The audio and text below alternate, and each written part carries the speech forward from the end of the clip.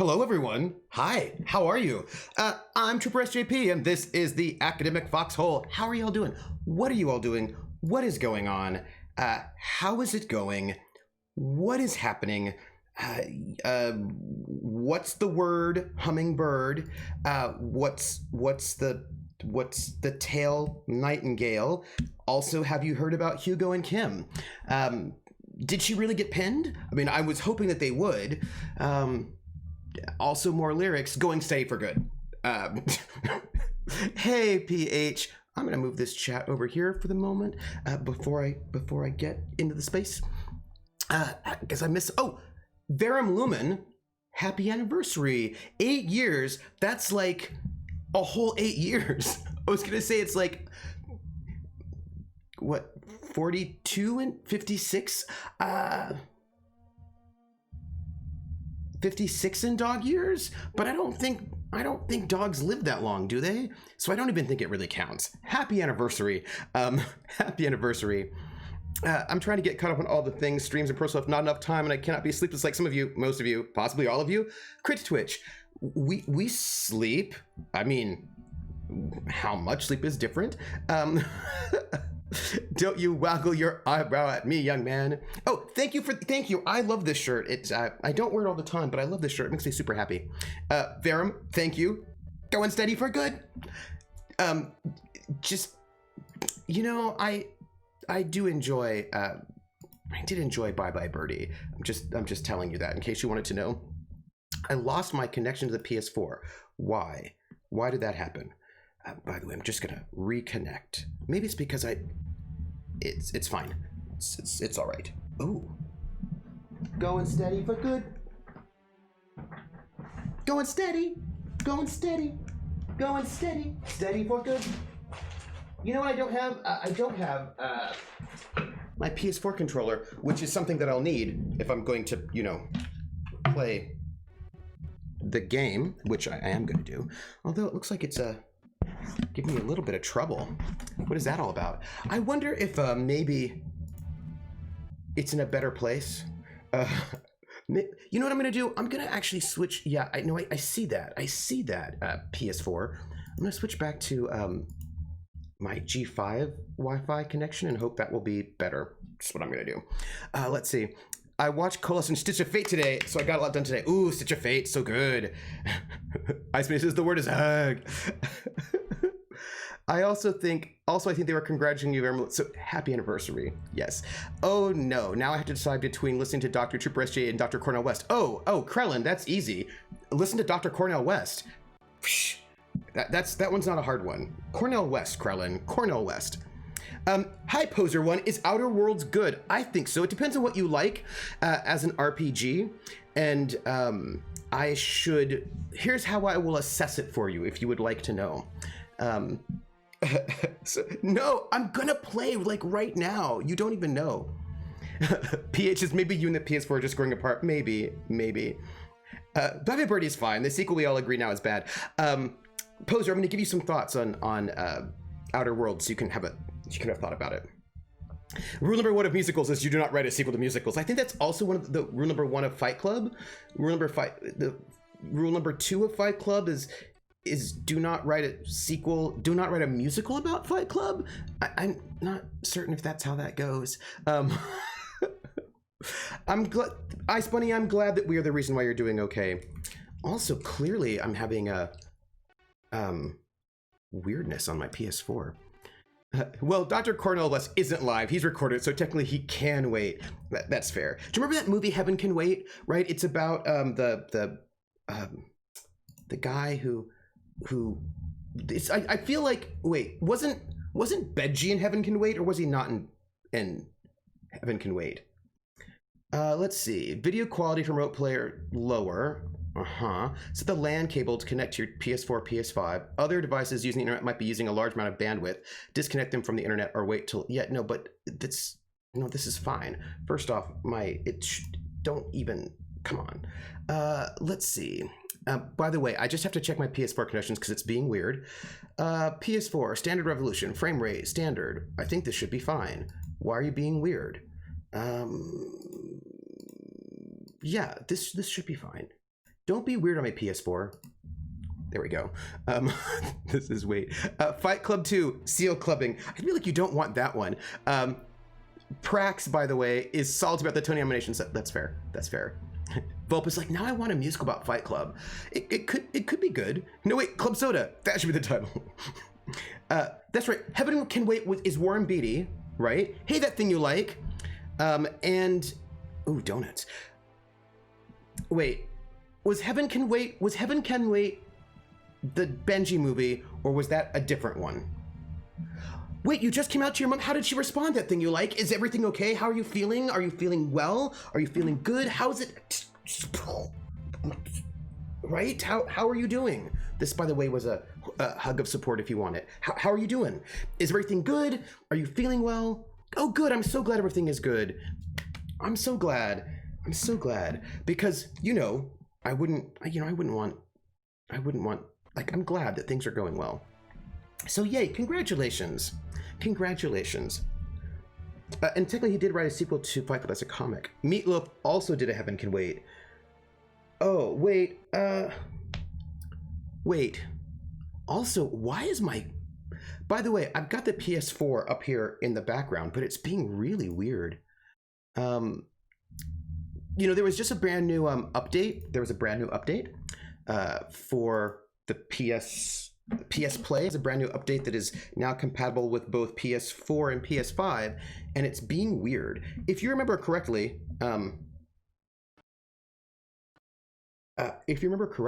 last time I had to play Mini Metro because I couldn't get the PS Remote Play program wasn't working at all. But right now it's just being really strange. Yeah, I keep losing my connection to the PS4, and that's very strange. We're going to chat a little bit while I ponder this situation, you know, what this is all about. And while we do that, I'm going to do this so you don't have to hear that happening over and over again. Yes, so Lightning Thief was one of the only 4 musicals available for nominations, and they did... Oh no, Prax, that's messed up. They should have gotten one. Oh man. Your wireless issues transferred me. I did not mean to do this to you, Crit Twitch. I'm very sad about that. She took it well. She didn't know, but she wasn't surprised. But that's cool. I'm glad to hear that.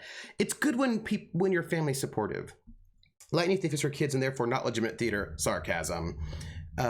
Good evening. Hello, Kitchen Bratlin. I'm enjoying a very fine weekend. Wait, is it maybe okay? Do you think maybe it's okay? Wireless controller disconnected. Well, hold on. Be connected. No, that's not what I wanted. Be connected. Connect. And Aaron Tippett is the only nominee for Best Actor, even though the actor who played Percy would have qualified. That is so weird. You know what's? I just have to tell you, I often don't really understand some of the weird politics around those things. Like, do you remember when Judi Dench won the Oscar for Best Supporting Actor for Shakespeare in Love, and she was on screen for like 27 seconds or whatever, and some people were salty about it because they thought maybe that was not great. You know, I just remember that. Like, I'm like, oh, people were mad about it. I think maybe we've got the PS4 working, so we're gonna see. You know what we're gonna do? We're gonna just switch over to the Outer Worlds because I'm a little worried about the connection. I figured let's just, there's a new download. Let's just see if we can, get as much done as possible before it crashes on us. And then if it does, we'll also deal with that. I figure that's what we can do. Award shows are bogus? What? Awards are dumb, says Carl. You know, one of the things I would say about award shows is that I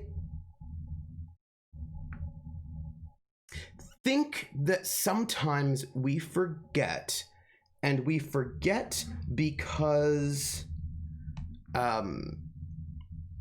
it's not the Oscars. A lot of those award shows are not pitched this way, right?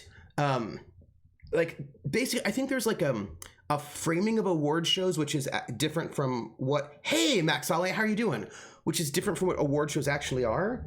I think that very often award shows are pitched to us, and so we think that award shows are for us, right? That they are, and we think that because they televise them, right? We think that they're like, oh, this is like the best actor is what we're looking for, or whatever. But most award shows are not voted on by us, except for the People's Choice Award. They're voted on.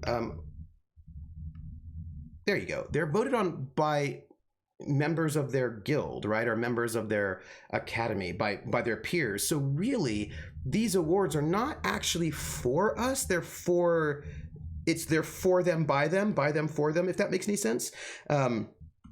I dyed my hair purple. I finally got a ceiling up after. Hey, first off, purple hair is awesome. I am supportive of purple and also blue hair, or also mixes between purple and blue, so some sort of violet. And also ceiling lamps are also exciting. So I am in favor of all of those things. Look, 2019 was the last shot for awards for me. Black Panther did not win Best Picture, so awards are now dead to me. Well, that's fair. Welcome to the award show, where we give awards to people we like. Do we like you? Award. Well, I suppose what I'd say is, do they believe that you are the best whatever? And those beliefs are, shall we say, insider beliefs, as opposed to, well, depending on the year we're talking about. Hey, Faison, how are you doing? And when I say depending on the year we're talking about, what I mean by that is when the studio system, hey, how you doing? I'll see you around. When the studio system was still in effect and people were tied to 10-year plus contracts to their studio, whether they, and they could not get out of those 10-year plus contracts, people just voted for their studio because they were basically pressured to, unless you're in one of the independents, then I suppose you could vote for who you want. But basically, if you were a contract player for Warner Brothers, you were encouraged to vote for all the Warner Brothers stuff.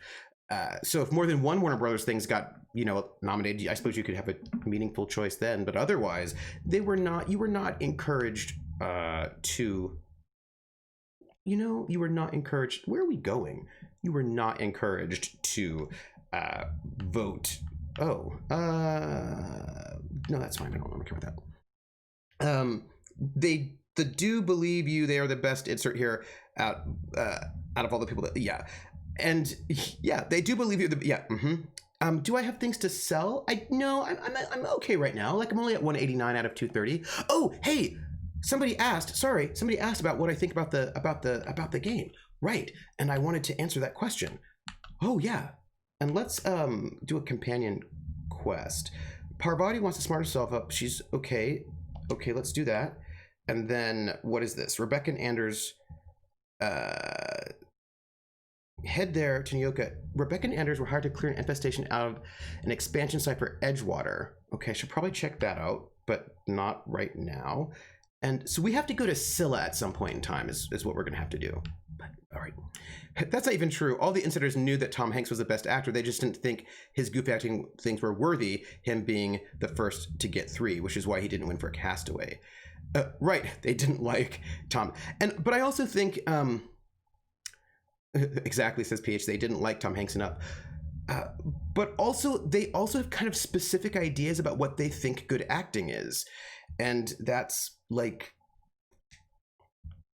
a thing, which could be complicated, right? If they have these very narrow ideas about what good acting is, then I suppose they're being honest about that in certain ways. But then they also have weird things about like who they want to win 3. Like they have weird criteria that's all like weird insider criteria that is not necessarily the criteria that we would use,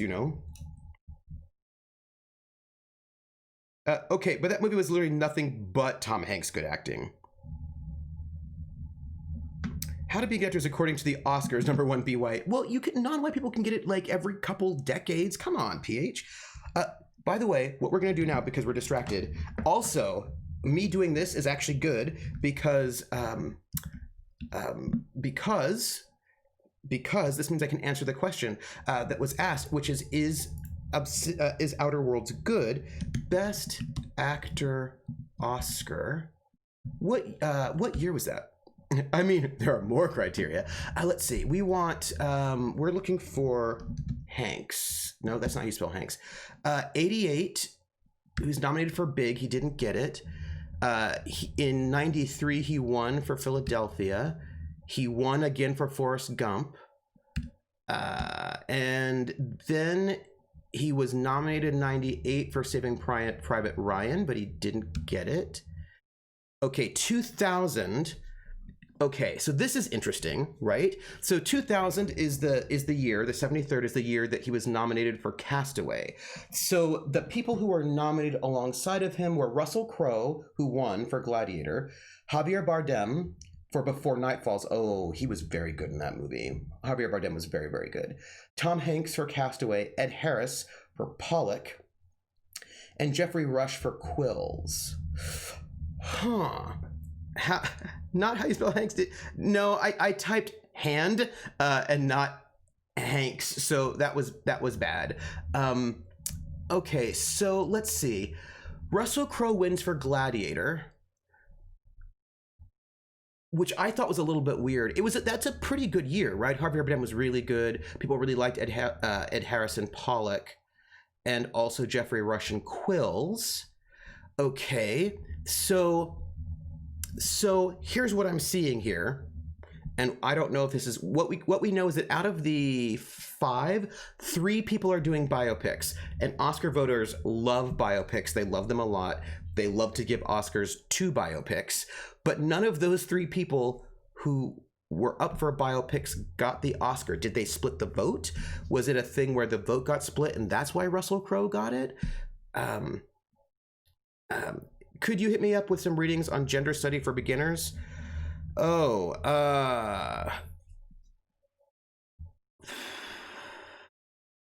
what do you want, Ice Bunny? What do you want? Gender study for beginners is quite broad. What do you want? What specifically are you looking for? I could give you some recommendations, but I want to know what you want. What you believe, what you want to believe, what you want, what you don't want. Tell me what you want, what you really, really want. I mean, just tell me what you want, what you really, really want. His was, oh yeah. So the question is, but here's the thing. Did they like, thank you, that thing, like, what, you want a hunt? You want a hunt? You want to really want a zigga. So, but sometimes the vote is split. Like sometimes it's a vote split. Okay, so now if we're looking at, also, I feel like Prax should be weighing in on this one hardcore, because I feel like this is a Prax situation. So if we look at Russell Crowe, so Russell Crowe won for Gladiator, which was a little bit weird to me, but let's see if we get some information that might be useful for us. Russell Crowe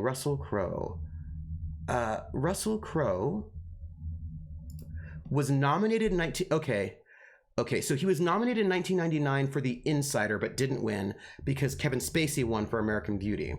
So he didn't get it, and he didn't get it the year before. Prax, we're talking about the best actor Oscar, and we're talking about, so Crone is salty that Tom Hanks did not get the Oscar for best actor for Castaway in 2000. Russell Crowe got it. And so I'm just looking this up, and I'm seeing that year 2000 had 3 biopics: Javier Bardem, Ed Harris, and Jeffrey Rush for Before Night Falls, Pollock, and Quills, all of which were A, really good films with really good acting, and B, biopics, and Oscar people really love to give biopics Oscars. So was this a vote split situation where the votes were split and that's why Russell Crowe got it? But I'm also noting that Russell Crowe was nominated the year before and didn't get it because Kevin Spacey got it. So was this like a guilt vote where they thought they should have given it to him the year before, but they didn't? And so now they they gave it to him in 2000 for Gladiator. Is that what happened? Like, what happened? What did all of his fellow actors, what were they thinking wherein that happened? And then I will say that he got nominated the year after, in 2001, for A Beautiful Mind, but he lost to Denzel Washington, which I feel like that was clearly because they gave him one the year before. And also, I just don't think I think that was Denzel's first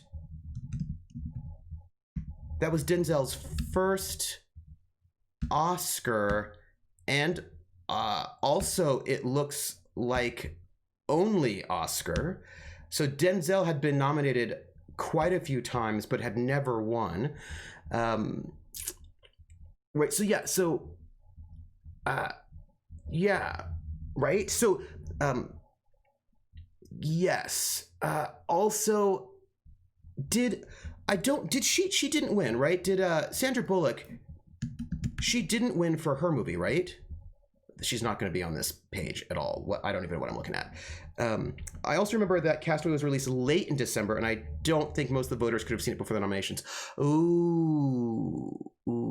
Oh, so we have a big Me Too wave in Denmark, and I'm clueless to the field of gender studies. Oh, if you're interested in Me Too, then you don't want gender studies. You want studies in feminism and you want women's studies, and probably also work on sexual harassment. So let me make a note. What I'll probably do is I'll just look up some non-academics like articles. I'll just look up some articles about Me Too for you, and then I will get them for you. Let me write that down. Or maybe like maybe I'll look at Feministing or some of the other blogs and get you some blogs about that. Yes, the only three-peat Best Actor is Daniel Day-Lewis, and he got his third for a biopic. Yeah. Sociology is a good avenue.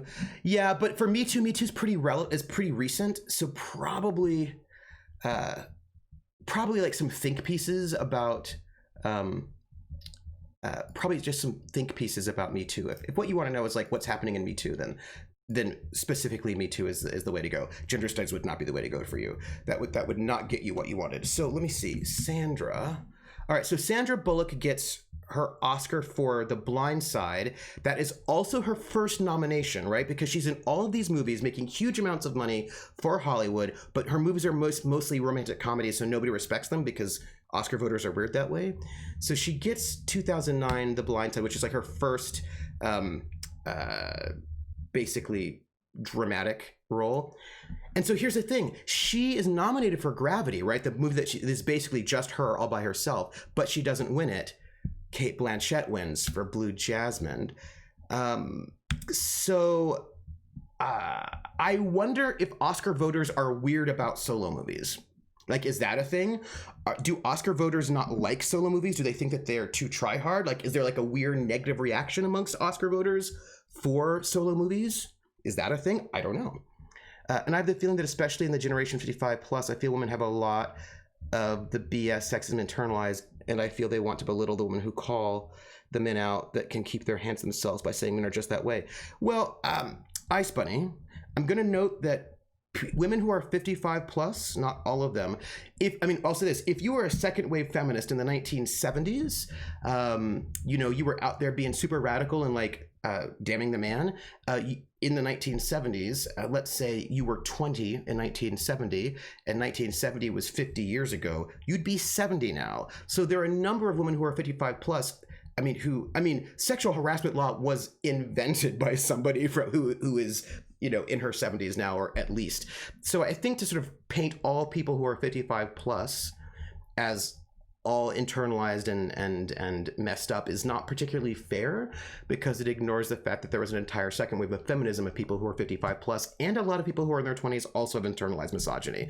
So I feel like that's not fair I feel like that's making it a generational thing that is perhaps not fair. It's like saying that somebody who's in their 50s might be super racist because it was like really racist 50 years ago, and I was like, 50 years ago was after the civil rights movement. Come on, you know what I mean? Like, they don't get a pass for that one. That's not what you want, what you really, really want. Yeah. I wonder if there's an actor the people handing out awards don't like, but give an award to anyway because they did such a good job? That's a very good question. That's a very good question. Okay, boomer. Yeah. Yeah, I mean, we can, yeah, that's right. All boomers are the same. Yeah, I think that's I think it's hard. I think it's hard to get an award if they don't like you. I wonder if there's somebody that they didn't like that got the award anyway. I wonder. Like, that's a very good question. That's a very good question. Well, the women that were in the media to say that were old. Yeah, but I'm just gonna let you know that my sister is not old, and she said really awful things. So, my sister basically thinks that it's that Me Too is a conspiracy, to ignore real victims in favor of fake victims. So, and she is not over 50. She is not. Let's see. I'm looking for who. Do we know who the first was? Denzel Washington? He wasn't, right? He wasn't. Was he? He was not. He was not. That wouldn't make any sense. Okay, good. Yeah, that's correct. He was the Denzel Washington was the second African American actor to win Best Actor after Sidney Poitier. Way earlier. I was yeah, so Sidney Poitier became the first black man to win Best Actor in '64, and then 26 years later, Denzel Washington won for Best Actor. So I imagine that Denzel's win in, what was that, 2000, was a slightly complicated mixture of both them already having given it to Russell Crowe and also it having been so long since a black person won Best Actor that they maybe felt bad about it, perhaps. Maybe they didn't. I don't know. I can't speak for them. But like, there's always just like basically lots of weird calculus when it comes to these things, and you never really know how that's gonna. I mean, also they nominated him multiple times and not given it to him, so like there's probably like a lot in there. Yeah, exactly. But it should be irrelevant. But also, I don't. But you know what though, PH? I'm gonna push back. Like, me as a viewer thinks that it should only be by merit, but I don't know if that's actually true. I mean, from an outsider's perspective, it makes sense to think that way, but I'm not quite certain it makes sense to think that way from an insider's perspective, and I will tell you why in 2 seconds. Krellin says, Hepburn has 4 Best Actresses. She got her third in '69 and her fourth in '82. Ooh. The fact that it was easier for women to get them multiple than men is probably sexism. Best Actress isn't important enough to keep exclusive. I think, yeah, it was Sidney Poitier, yeah. I think, Krellin, I think it's, yes, but I think it's not just that Best Actress isn't important enough. I think it's that it's really hard for women to sustain careers in Hollywood over long term. So I think that since most women in Hollywood historically have had much shorter careers, that they get pushed out once they age out, that it's harder for them to have the length of time to be able to get the multiple Oscars. So I think, yes, sexism, but I think it's not that Best Actress is not important enough, but more that women don't get to have longevity enough to rack up the nominations is what I think. Yeah. Felt bad. Yeah. So here's what I'm thinking about why. Here's the case. Now, I'm not going to say I necessarily believe this, but my engineer is looking to do some deep cleansing, wants to impress Chief Chun-Li.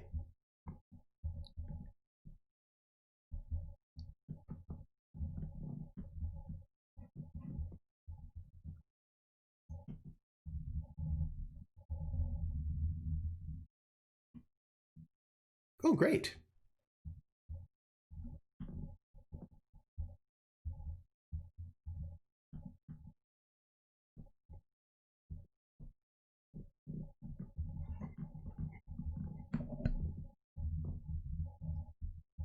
You want rosish, mock apple and cinnamon, or refurbished ship? Thank you, because I turned it off because I was dealing with this stuff. All right, so here's my. I'm going to answer this question from this NPC, but here's my argument for criteria, like voting for people you like, and criteria that we don't get. And please note, this is not necessarily how I feel, but I can see where it might be coming from. First off, I was thinking about, there's a reason why for most categories, they only let people who are in that category vote for that category. So only cinematographers can vote for best cinematography, and only editors can vote for best editor. Best picture, I think, is open to everybody, and I actually am not quite certain about actor and actress, but I know most of the other categories are specifically, you have to be in that category to vote for it. Basically saying we want people who have expertise, like we want expertise, right? That, like, people have expertise. And I was thinking about the show,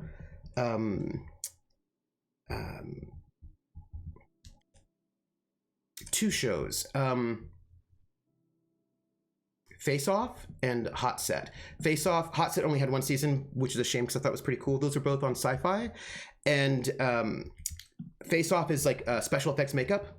And Hot Set, which has happened in multiple seasons, I don't know if it's still happening, but I enjoyed it. It was like, people would do like special effects makeup. It was very cool. And what I thought was actually really good about that one is that they actually had the judges were people who actually did that job. Like V Neil is like an Oscar award-winning special effects makeup artist, and they had legit people who knew their stuff. And then Hot Set was about set construction and decoration, like sort of constructing sets, and they had people who were experts in that as well. And watching those shows was great for me as when you watch American Idol and the judges maybe don't have any experience on what they're talking about, and you're like, well, that's awkward. Some of the shows, they get people who are experts who are famous but don't. Anyway, so they had experts on this show, and I remember seeing some makeups that really looked good to me, and then the experts would talk about them, and they would actually, or some other makeups that were not impressive to me, but then I'm not an expert, and they would explain why the one that didn't look impressive to me actually was very, very difficult and very impressive and really well done, or why the one that looked impressive to me was not as great as I thought it was, because it wouldn't look good on a camera, like the color choices would not look good on, like there are just various things that it's because I'm not an expert, I'm not actually able to judge as well whether or not that is excellent. So I do think that there might be some expertise that like a layperson wouldn't have. That's one thing. But more importantly, and this is the more important one, I don't work with those people. You know what I mean? Like I just, I'm going to give you another example. I'm going to give you another example of a person who might get Best Actor, a person you don't know, who might get Best Actor if audiences were voting, but who would not get Best Actor if actors were voting. And when I was doing theater all the time, lots and lots, there was this woman that I knew who always looked great on stage, right? I mean, when she was on stage and she was in a show, she looked amazing. Audiences thought she was the best actor, that she was so good. No, wait, because what I'm talking about is criteria that, like, we as the audience, we will think, oh, they voted wrong because X person is clearly the best actor and they're just voting for people who they like. But what I'm saying is that we may not be able to judge who the best actor is because we may not have all of the, like, and now if it's just for us, we'd be like, oh, we're raging against the machine because they didn't pick the right person, but we may not always have an understanding of some of these things. Now, that doesn't mean that I'm not invalidating our view as Oscar watchers who are frustrated, because they do, after all, air the Oscars on television for us to watch. So clearly, we are in this space. But here's going to be my case for some of the voting we may not understand. I'm just making the case for it. I'm not going to necessarily stand by it, but I'll make that case, and that is, so this one woman, she always looked really great on stage, and everyone thought she was really, really brilliant. And she also looked way better than everybody else on stage all the time. Like, she was just like, wow, you could be like, she's amazing. Let me tell you what it was like acting with her. One, she never learned her lines until the day before the performances started, which means in rehearsal, we never had anything to work with because we never knew how she was, and she was often cast like as a lead or like right up there. So the lead of the show with the most amount of lines never knew their lines until the very last moment right before the show started. We sometimes wouldn't know if she would know her lines before the show started. So we never got to rehearse with her when she was off book. Never. And so we never got to sort of develop our performance and our roles because we never, like, in relationship to her, like we could do it with each other, but we could never do it with her because she just was never off book. She was never off book. She never knew her blocking. So she made it always really, really difficult for us to do our job.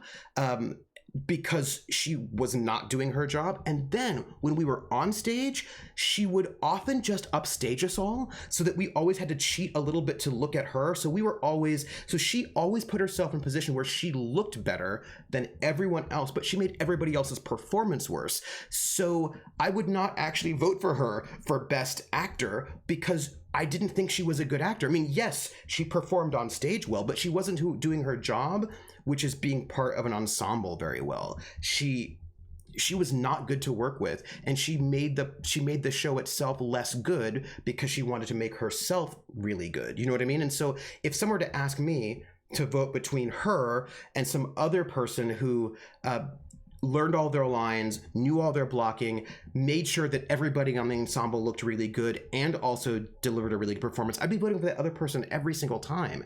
And so I often wonder about if there are things like that. And you might say, oh, you just didn't like her as much as you like that other person. But it's not about liking or not liking her. It's about the fact that there are things to acting. There's more to your job than just looking really good on camera. Like, there are other parts of your job that are involved, like as a working actor, that are part of being an actor, like being responsible, being on time, not being a harasser, not being a jerk, not being a bully, like all of the, like making sure that you don't create a hostile work environment. And I think that if you make a really hostile work environment so that nobody else on set's having a good time, even if for us as the audience we think you're amazing, they're not going to vote for you. Because I think that part of that sort of like basically what I'm trying to say is that acting is both in front of the camera and behind the camera, like on stage and behind the scenes. That your job as an actor is not just to say your lines really well, but it's also to be on time, to be reliable, to know your lines, to know your blocking, like there's a lot, you know what I mean, that goes into being a good actor that the audience would never see. And if actors are voting on actors, including actors who have worked with those actors, they're going to be taking into account all of those other elements as well when they're voting.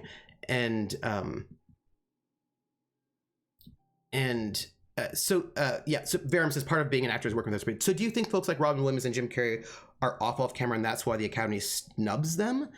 I think Robin, well, that is about, like, well, I suppose there are a couple of things. One, it's the with Jim Carrey and Robin Williams, it's the bias against comedy, because a lot of the people who are Oscar members of the Academy value drama over comedy, at least in the modern day. But Robin Williams was nominated 3 times. He has not won, but he was nominated 3 times, which means that they do like him at some level. He just hasn't won. And I think that has to do with,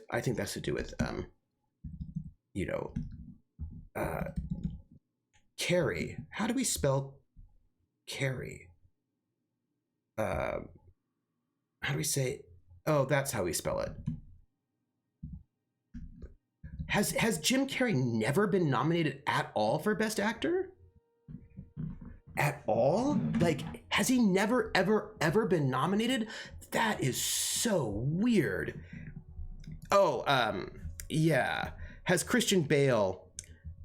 Are they from sets that aren't Man on the Moon? It's a question. Yeah, I know it's slightly crazy on that set. Yes, He won for the fighter. Yeah. No, he didn't win for Good Will Hunting. Oh wait, not for. No, I'm seeing as nominated. I don't see him as the win for that one. So I think that there's like a comedy problem, right? That they don't tend to nominate. Oh, I see what's going on. I think I'm at the wrong page. We're looking for. What am I looking for? I'm looking for.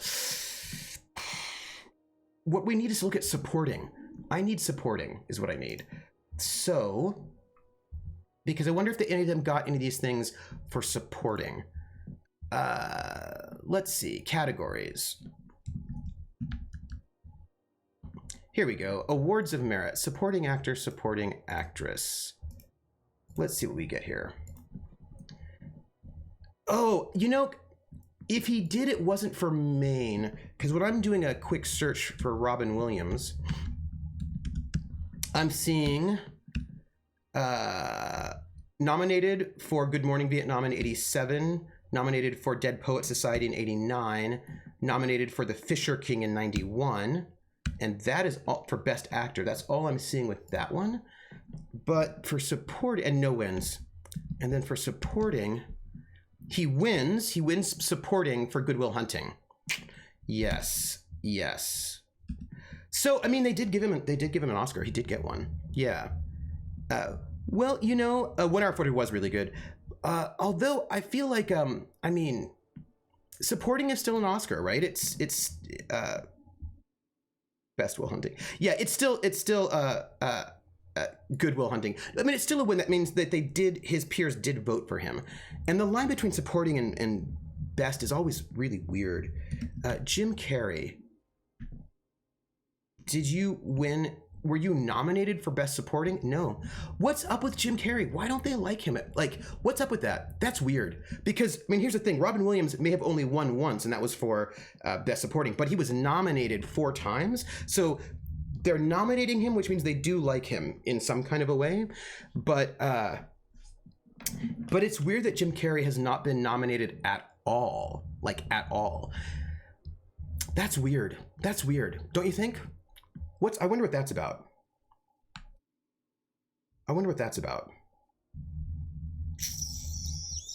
That's weird. That's weird. It's suspicious. Like, but also, like, I'm thinking about when I was talking about like these behind the scenes criteria.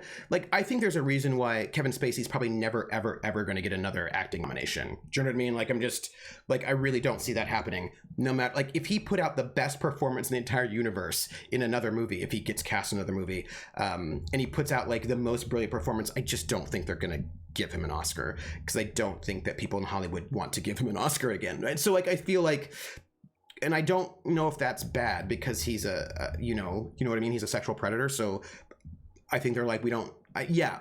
And the Golden Globes do like Carrey. That is true. Because he, for Jim Carrey, besides Man on the Moon or Eternal Sunshine, what do you think he has done that would have been worth an award? Now, the Golden Globes, though, has a category specifically for comedy, right? So that's a thing, right? The Golden Globes has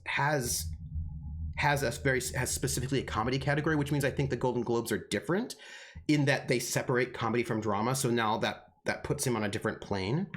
The Truman Show, that's a good one, yeah. Also the MTV Awards, which I think are a bit, yeah, I think the MTV Awards are they voted on by the audience? Not that weird. I expect people with mental health issues get nominated less.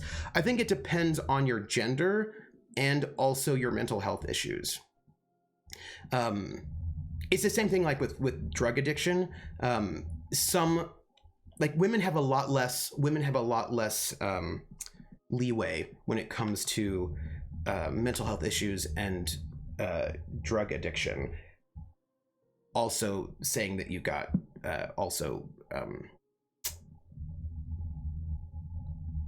saying you got sexually harassed. And in Robin Williams' case, his early years may have been impacted by substance abuse. So that's actually probably true. Yeah, Wizard Style says, I'm kind of surprised he wasn't nominated for the Truman Show. Me too. I thought that would have been a nom. I thought that he would have gotten a nomination for that one. But should we go? By the way, here's the question: should we go with refurbished ship, or should we go with mock apple and Synthomen? because I feel like mock apple and cinnamon is really nice. I would not go with roses. For Parvati, she does not feel like a... Well, we'll just ask her what she thinks. Gosh, we never talked about what kind of smells she likes. I think pretty much every spot on Groundbreaker just smells like old socks. It comes down to what sort of intent you got. If I was looking to do a spy job over in engineering, I'd be safe with refurbished ships. No, not that. Now, if I was a young thing trying to come on all precious-like, I'd probably go with rosish. But if I was doing it for my own self, I'd pick mock apples and cinnamon. I guess you could eeny, miny, moe it. Take your time, dear. A lady's scent says a lot about her. Oh. Well, I feel like we should go for mock apple and cinnamon. Because, right?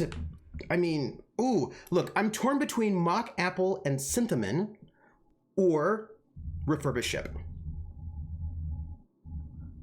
I'm torn. Because I feel like she probably already smells like refurbished ship. So that's like not necessarily new.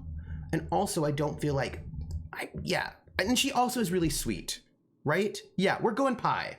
Okay, yes. Captain? I'll just wrap that up for you. Yes. Since it's for a special occasion.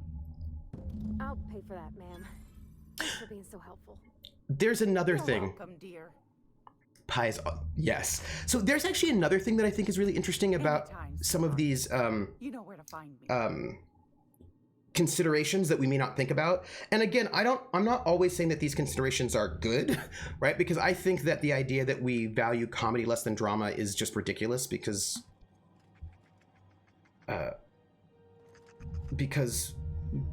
comedy's hard to do well. Do you know what I mean? Safe from melting to bits now.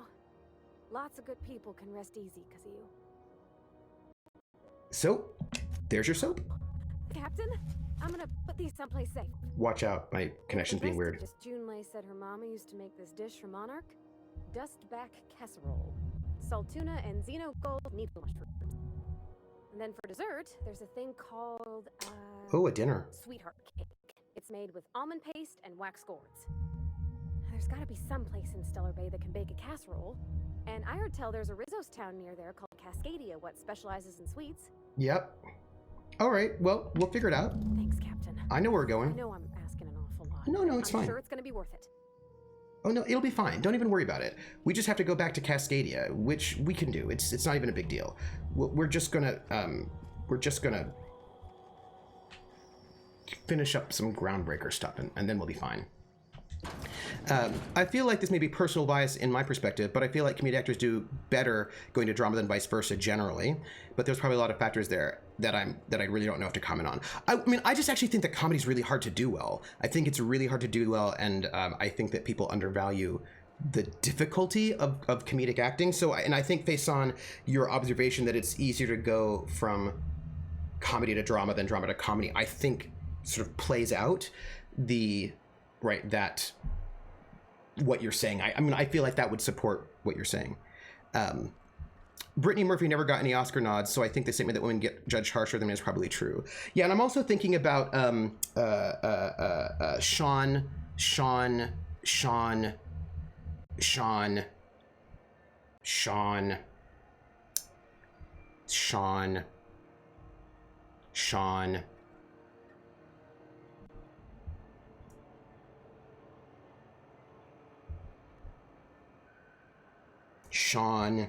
from Blade Runner. Sean Young. Sean Young had some mental health issues and then also accused Warren Beatty of sexual harassment, and she lost her entire career. You know what I mean? So like, I feel like it's tricky. Jared says, I think that depends on the issue. Women probably get more leeway when it comes to depression, anxiety, as sadness is a better look for women. And more psychotic symptoms might have more leeway with men because crazy is becoming of women. It's because he keeps not playing the game. I'm so proud of him today. Comedy is harder, so comedic actors have more skills than dramatic actors. Yeah, I actually do. I think it's really hard to land comedy well. I think it's Sean Bean. No, Sean Young. Thank you, Beetle, and Sean Young. Yes. Yes, there's only one female Sean. Yeah, Sean Young, that's who I meant. Because I think she had depression, or maybe bipolar, and then also she accused Warren Beatty of sexual harassment on the set of Dick Tracy, and then they were just done with her. They were like, no more for you. So I think, and so that's actually both sexual harassment and mental health issues. So yeah, I think it's yeah, I think that's one of these kind of difficult things. Oh yeah, no, yeah. Because I was thinking about the differences between how people, and I was also thinking about drug use. For example, I was thinking about how Sean Pertwee.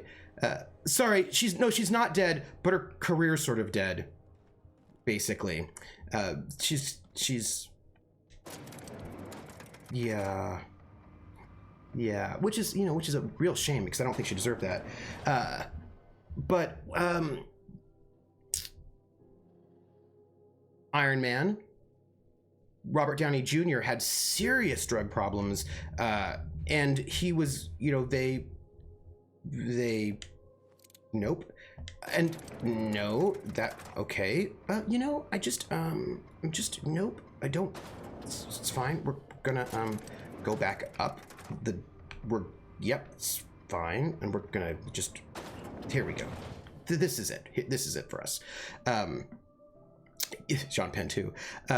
Yeah, so I think, and I know that he was given like the second chance where some women who have drug problems are not given. So like, there's some, but also just generally speaking, that it's harder to be a woman in Hollywood anyway, right? Like you have far fewer, you have a lot less room to make mistakes if you're a woman in Hollywood. RDJ really turned his career around after he got out of jail rehab. He did, but some women are never given the chance to turn their career around, right? They might want to turn it, like they might go to rehab and then come out of rehab and be like, I'm ready. And then people are like, no. So that's really, that's like really tricky, I think, because some people are not really given the second choice. That gas the is second going chance. to make us a fucking mint. 120 some cubic meters. Yeah, worth Krellin. At 1,000,000 bits a pop. Take this. You've earned it.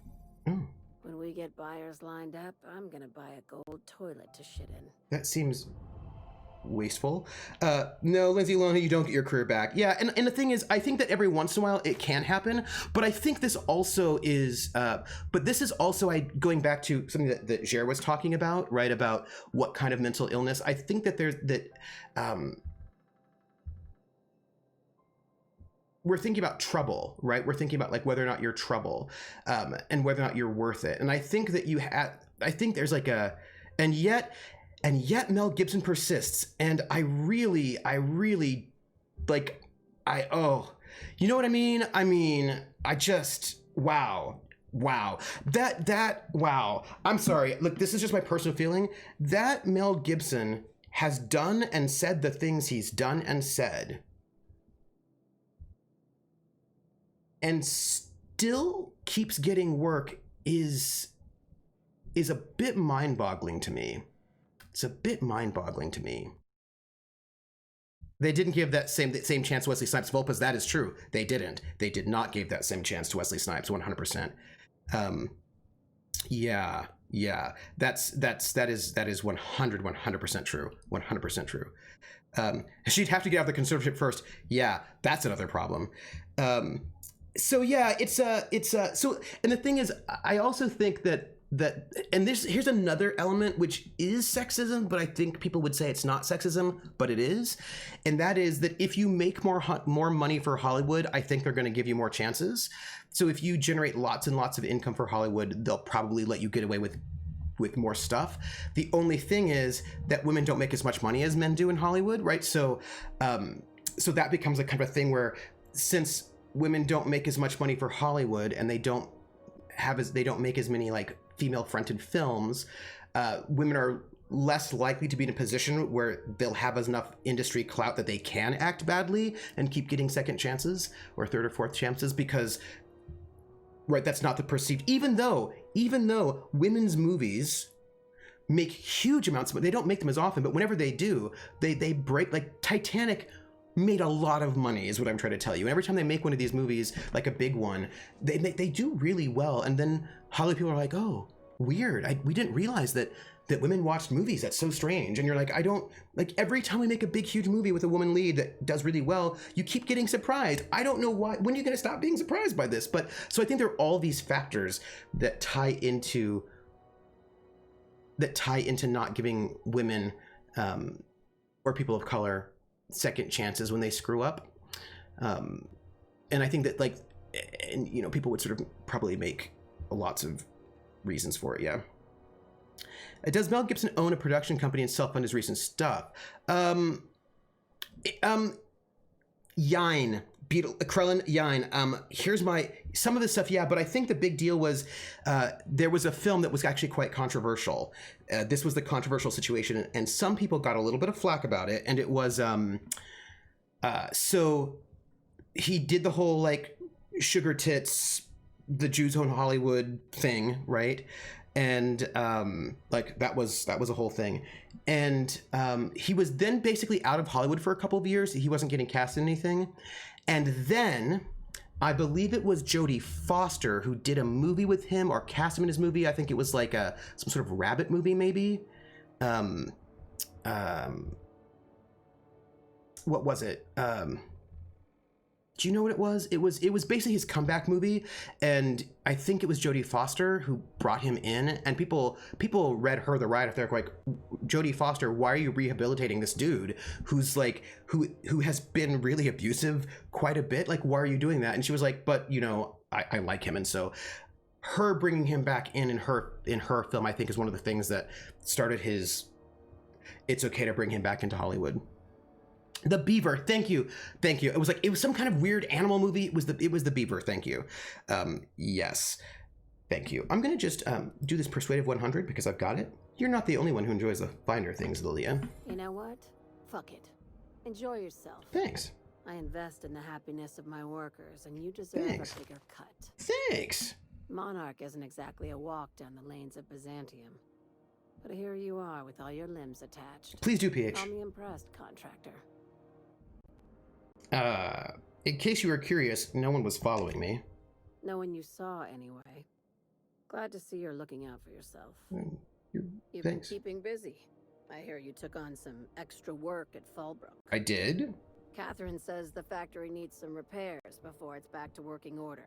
But at least it's under our control. Mm-hmm. Hey, when you were at the slaughterhouse, yeah? Those swine didn't give you any strange looks, did they? This is weird, everyone. Time of Gifts says, Katharine Hepburn bought the rights to the Philadelphia story in order to star herself because she wasn't getting cast in good roles. Oh, Time of Gifts. Time of Gifts. You are speaking of the time of the studio system, and that was really difficult because in the studio system, you didn't really have a choice about what films you got cast into. They would cast you or not cast you based on what they wanted because you were part of the studio, and some of the only ways that actors could make sure they got into parts that their studio might not give them was if they bought the rights themselves. Because I mean that was really terrible because during the studio system you had very little control over your career. You basically couldn't really say yes or no to parts. They would say, you're gonna be in this movie, you're gonna be in this movie, and then you would say, hey, you keep casting me as like the dippy blonde best friend sidekick, but actually I can do dramatic work. Could I be in some dramatic movies? And they would say, no, we like you as the dippy blonde sidekick, and we're gonna just keep putting you in those movies. And you might say, but I would like to be a lead. And they're like, yeah, no, you're under contract for 10 years. We just don't want that for you, and so you're not gonna have it, right? The studio just decided what you were gonna do, and it was very difficult to do other things. But what you could do is you could do what Katharine Hepburn did, was she bought the rights to the Philadelphia story. So like if you were really on top of things, you could like catch a book or a play before the rights were sold. You personally buy them with the caveat that you get to be in the thing if they make a movie out of it. And then if the studio wants to make the movie badly enough, they're going to have to cast you. But that was like some of the only ways that actors in the studio system had to sort of take control of their careers. Other things they could do was just go to England and make movies in England where the studio system wasn't. There are a couple of people I think who did that as like a protest, or basically just refuse to work. And that could backfire against you, though. Or you could leave your studio and hope that you could go to a new studio, and the new studio will give you the work that you want. That would happen. Like if you thought that your studio was typing you in a cast that you didn't want to do, that you could maybe go to a new studio, but you have to wait for your contract to be up, and that's 10 years. Like the studio system had its pluses and also had its minuses. The minuses were that you did not control your career, and that could have impacts on you in very serious ways. For example, Beetle One says, is this a game engine thing or just a specific thing to the character, but her eyes are freakishly dead? I think it's game engine. The series had some real horror stories about it. Oh yeah. People getting disappeared. Oh yeah, it was real bad. It's a mental illness movie. They thought it would be a Gibson Oscar bait. A depressed father communicated through him. Oh. It's also a dual country production with most of the money coming from the United Arab Emirates, so the Gibson views were fine. I'm gonna make this a lie and say I could have sworn one of them winked at me. I knew it. I'm probably getting worked up over nothing. Just try not to think about pigs. You never know, you know? You doing okay, Lilia? I've got a lot on my mind, but it's nothing that concerns you. At least, not yet. Okay. I have another job lined up, assuming you're still interested in work. Sure, I'm a rebel. You're gonna salvage me a space station. Okay. Heliospheric Research Station 1084, to be exact. I want it. Cobwebs and all. Interested? Sure. How big we talking? Not like groundbreaker big, right? This opportunity won't come around again, Captain. How did a research station become salvage? Right now, it's only salvage on paper. What does that mean? Systems and comms have gone dark. Poke around if you're curious why.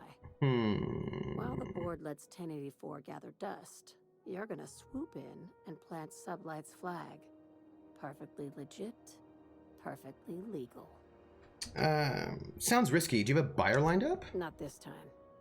The board tolerates our business up to a point, and selling off a station full of their old gear and terminals crosses that point. But if we were to move in and commandeer the station as a Sublight salvage remote office, that's a different matter. Legally gray by comparison. More of a squatter situation. Sure. Just point me in the right direction. Watch out for that. Here, this override bypass should get you into the station One systems. last thing. When you get there, make sure you are followed. I'm getting a little bit of, it's not me, it's the game. It's my PS4 is acting up. My PS Play is acting up. So the game is playing through. Yep. At least for now, the game is playing. Sort of. It's sort of being played. I lost my connection. Here, we're gonna go to chat because I lost my connection and I'm gonna have to redo it. Give me a second. I don't know what's up with the PS4, PS Play. It might. I don't know if that's up with that. Let's accept this. Okay, we are back in. We'll see how this goes. There we go. Salvage creepy space stations always go smoothly. I don't think I've ever seen a piece of fiction where it goes bad. That's true, Beetle Wins. I'm sure it'll be fine. It's not that there will be marauding, flesh-eating aliens and rampaging androids. No, of course not. You're being cryptic again. I'm being smart. Try it sometime. All right. I'm on the heels of something big. Play your cards right and I'll clue you in. But right now, I'm not sure who I can trust. Okay. Just be careful. Someone might try and use you to get to me. Okay. All right. That's interesting. I leveled up, everybody. Progress. No, I'm not trying to shoot you. It feels so rude to talk to people with a gun in their face, I'm just saying. Hey, I found something unusual at the Cascadia lab. No kidding. The board sure wanted that place kept secret. And not just because of the pricey salvage. Question is, am I going to go late or am I going to stream longer or do I need the prep time? So, the regiment is at 8 p.m. So I do have quite a bit of time in between. I'm not going to stream too late. I'll probably stream a little bit, probably like a half hour and then go. Cause I have stuff I want to do that's not prep for anything. I want to do a little bit of grading, eat some food, of course. And I want to, I've got some I want to build a shelf and put it over there and then set up my wig stands, and then I want to wash some wigs. I just got some like general prep to do plus grading. So that's what I'm going to do. Damn, I don't think I've seen you piss off someone enough to drop rep. Did I drop rep? Did I just did? Lilia Hagen seems like the type of person who would conveniently tell you about the rampaging murder beast. You're like, yes. Yes, your character needs more people skills when in a lift, probably. There was a thing, lift, there was a thing, I just, wait, there was a thing we were talking about that it was, oh, yeah, studio system. Right, this is what I want to say. I remember now, thank you. You know, someone erected a shrine around a scientist preserved corpse. Wow, that sounds spooky as fuck. And frankly, I'm a little jealous. Damn, now I've got to see that for myself. Morbid curiosity gets the better of me every time. So, here are the dangers of being too insistent during the studio system.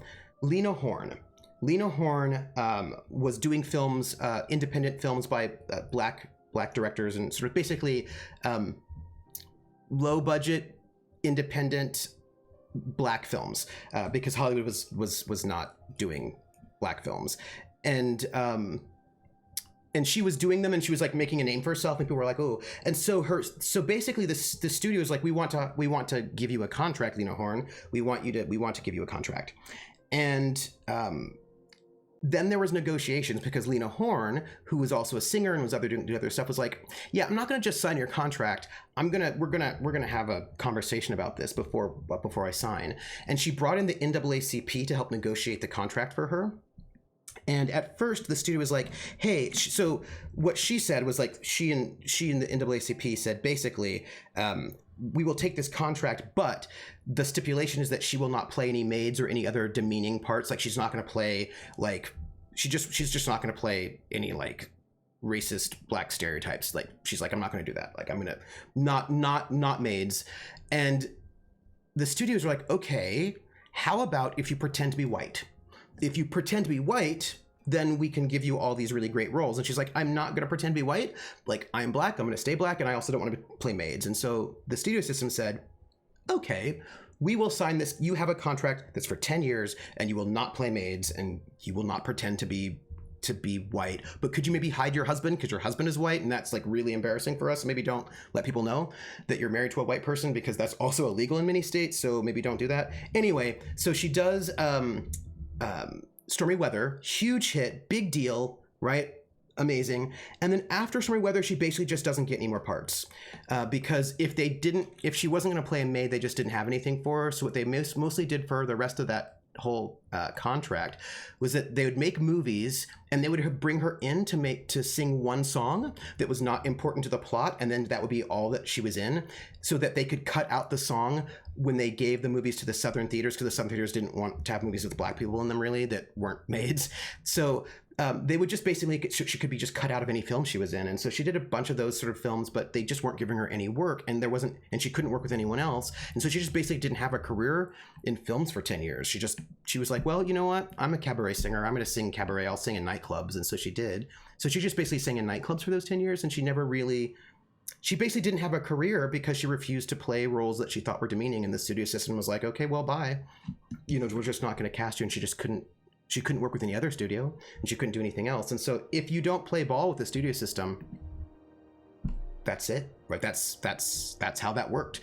Oh, the DLC is out. I should look at that. Beetlewind says, there was that story about a young actress who was found dead, and then the next day Kirk Douglas came out and said he never knew the woman and certainly didn't kill her anyway, and what even is murder? And like, no one had even asked him anything about it up to that point. Well, yeah, and also the studios kind of basically owned a lot of the DAs and the police force and also the media. So there's like a lot of sketch. Also, some of the lead scientist logs reference human experimentation. That's new. When the board wants to experiment on colonists, they usually just release an exclusive line of products. Weird. Well, whatever they were studying, it didn't stop at Cascadia. It takes deep pockets to move a research staff off-world. I'd bet you my desk they were mixing more than just soft drink flavors. I'm sure. That's all. Be careful out there, contractor. Yeah, should I... Don't step on any toes unless you're ready for a fight. No, I'm fine, but should I be worried about you? No, of course not. Why? What have you heard? What did they tell you? Who? What are we talking about? Oh, so you don't know. Good. This is all very complicated, but you should watch out, in general. Don't trust anyone, including me. Yeah, can you be more specific? I'll say this. When you're on a job, if you find yourself confronted with something your mind can't quite process, don't try and fight it. You just run. Understand? Understood. Avoid cosmic horrors, right? If we see oh, I shouldn't say the name, sorry. If we see, you know, the unspeakable one, the king in yellow, you know, then run. That's good. With any luck, we won't need to bring this up again. Okay. She seems a bit off. That eye situation is clearly drugs or paranoia or madness. Cause who? Remind me what you wanted from HRS 1084? I'd like you to commandeer it on behalf of Sublight Salvage. Yep. Plant my company's flag, so to speak. We'll do the rest. Back to my other That questions. job's yours.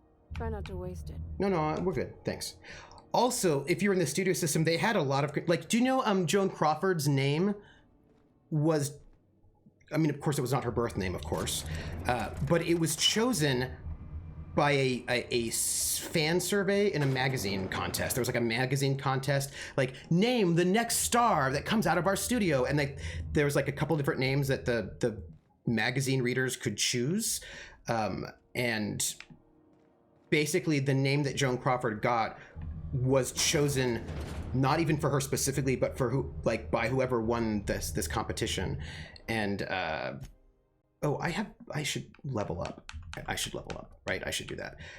So if you see Just Make Haste, if some dudes walks up to your character insisting they wear no mask, just run. Yeah, yes. So I've got my persuade up pretty well. We wanted to do lockpicking. Is that what our life is at right now? Or hacking, lockpicking? Like, my lockpick's really good. Or did we want engineering? What did we want? What's going on with us? What's up with our life? I'm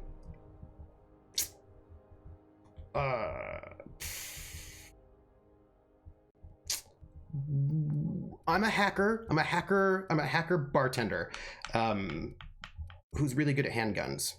Here, you know what?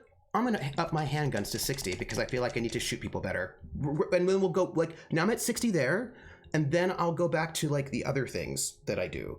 Also, I have a dodge of 12, just so you know it. That's what I got. And then perks.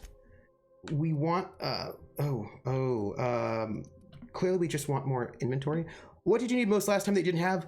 I feel like I need to go back, like, with hacking and also persuasion, but my persuasion seems pretty good right now. But I think I need like more hacking and lockpicking and engineering. I think I need that sort of suite to be like part of my character's internal sense. But I'm gonna just bring my handgun up to 60, and then we'll come back to it. Reduce the detection radius of enemies. No. Melee damage. No, I don't do that. Area of effect and plasma damage dealt to you is reduced. Oh, that may not be bad. Right? Oh, I lost my hacking. Well, we'll just deal with that. I'm thinking about the area of effect. The perks suck. Revive companions. What is this? Don't go dying on me. Oh, hey, I can. Ooh, let's do this one where we heal our companions. Because sometimes I kill my sometimes my companions die randomly, not by any fault of mine. And so if I can revive them, that seems really good, right? You should be able to pick the same perk multiple times, just take more carry weight. Yeah, I would. If I could just take more carry weight all the time, then I would. Ooh, headshots, kills, explode, damaging nearby enemies. That seems really exciting. More damage. No. Okay, so look, people. Your next attack for killing unity is a guaranteed critical hit. That's also really good. maybe you shouldn't encourage my hoarding. That's maybe true. But look, here's a perk that increases my carrying capacity by 100 kilograms. 100 kilograms, everybody. Sometimes I headshot, sometimes. So, hey everybody, look at this. I can increase my carrying capacity by 100 kilograms. So since you're using handguns, do I have any perks that protect me close up? That's a good, you know what?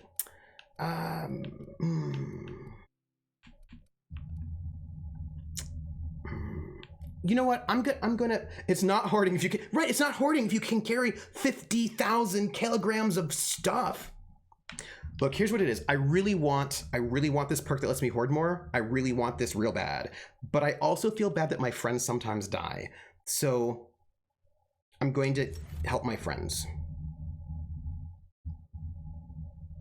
Is that the right choice? Should I help my friends or should I just carry more stuff? No, I'm gonna help my friends. I'm gonna help my friends. It's still hoarding if you have some of everything. Okay, I'm gonna help my friends. That's it. It's PH's stuff. If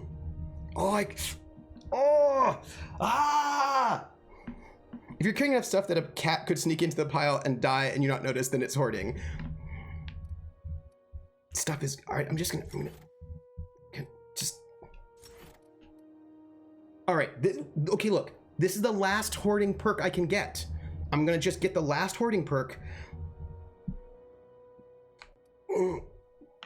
Yeah, it's the right choice. I'm just gonna take the carry weight, and then it'll be better for us. And then I don't think I have any more left.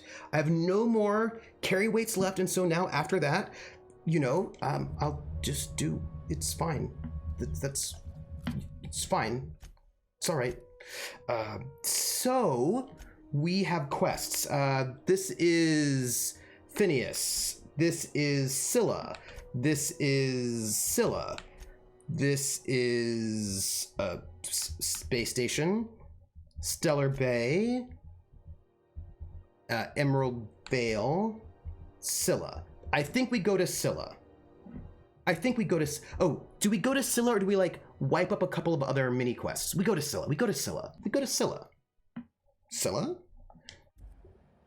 Let's ponder this, folks. Do we, like, we're in the area, we could talk to Phineas. Like, do we just do some of our, like, do we, you know, what do you think?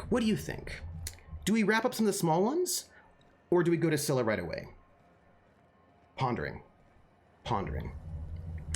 Greater love hath no man than he shall lay down his load for his friends. I feel like, or I can just actually pick the perk that lets me just carry more of a load, right? And no, go to the space station. It's just one small. Yeah, I'll just do that. Does carrying all this stuff bring you joy? Yes, it does. Oh, right. So then, but here's the right studio system. So not only do they control your career, they can also just give you a name, and you don't really get a choice about it. And they can also just decide things for you. Like with Rita Hayworth, they thought that she just looked too Latina, so they forced her to do electrolysis on her hairline so that she didn't look Latina anymore, and then they just gave her a bunch of like plastic surgery and electrolysis and you know, all of that, because they just didn't think that if she were understood to be Latina, then she would make as much money for them, so they just made her not. So, you know, there's that. The closest thing to the studio system today is WWE, and maybe also the music industry. Right? Because they're not allowed to do 10-year contracts, but they do 5 album contracts, and they can mess with you hardcore. Like maybe WWE and also perhaps the music industry. Yeah. They've given you a number, then taken away your name. But here's the other side of the studio system, right? So like basically, it was bad. Like it wasn't good. It was bad. Those are the crew members are causing a disturbance on the ship. Oh, really? Oh. What's going on? What's going on, everybody? Definitely won that round. You always seem to, huh? That's because I'm usually right. What do you, Next time I work the scorecard. what are you all talking about? What are you talking about? Hey, Cap. Hi. Are you getting along with the crew? Parvati showed me how to properly grease the magazine release on one of my firearms.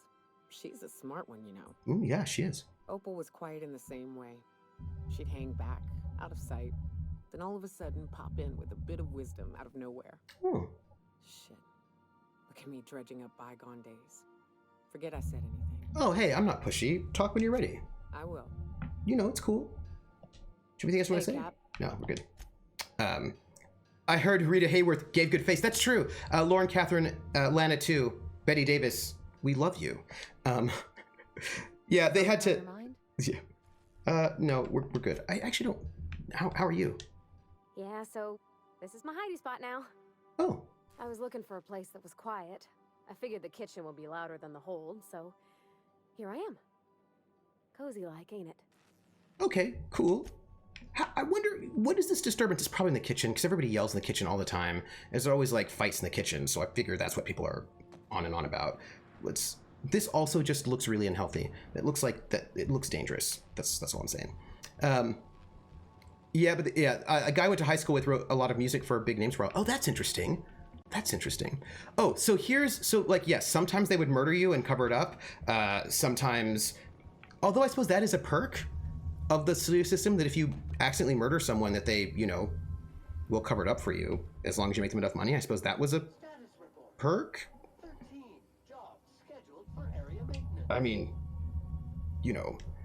but. Hey, boss, got a hypothetical for you? You got a friend. Okay. Yeah. Somebody you knew when you were growing up. You were close. Then one day, they up and vanished. 5 years go by, they send you a message out of the aether. What's going through your head? Shock and disbelief, seeing how most of my friends are still on Earth. Be a little snarky. Right, forgot about that. Though, shock and disbelief's a good way to put it. Guy by the name of Clyde Harlow. He was an old friend of mine. Honestly, he was probably my first and longest friend. Interesting. Crown's like, it's a perk for the murderer, but not for the murderee. He wants to talk. That is true. Says it's urgent. Oh, well, this is obviously important to you. Let's go. Clyde's waiting for us on Scylla. Okay. What he's doing on an asteroid, I can't begin to imagine. Apparently everybody wants us to go to I Scylla. appreciate this, boss. Oh, no worries. I know you're going out of your way for me. Oh, it's fine. Like, it's not like we have to save the world or anything. We've got ages of time to hang out. Chill. Issuing sanitation ticket. Error. Refill printer paper. Go back to work. It's good. An old neighbor of mine used to write beats for other musicians. He refused to be anything other than a freelance because he said he'd basically become beholden to every little thing the label wanted. Yeah, yeah. So I suppose this is what I'll say is the positive, quote unquote, the positive side of the studio system.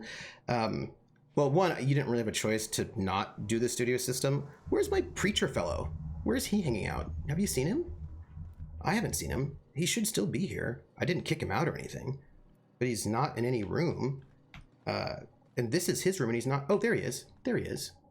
He was behind a desk. I couldn't see him. I find myself marveling at the complex simplicity of the Fibonacci spiral. Mm-hmm. I'm sure you know what that's like. Something vexing you, Captain? No, it's cool. We're gonna go. We're just leaving. It's cool. Don't even worry about it. So if you were in the studio system, what it gave you, besides the fact that you actually didn't have a choice, because there wasn't really much of an option, because if you were independent, they just often wouldn't cast you unless you were insanely famous, but that's hard to do without outside of the studio system. But they wouldn't hire you on a per picture basis. They would just hire you for a 10-year contract, and that meant that if you were under contract, they paid you every week. Like, they gave you a salary every single week. Even if you didn't do any work, even if you worked not at all, if you didn't make any movies, they still paid you.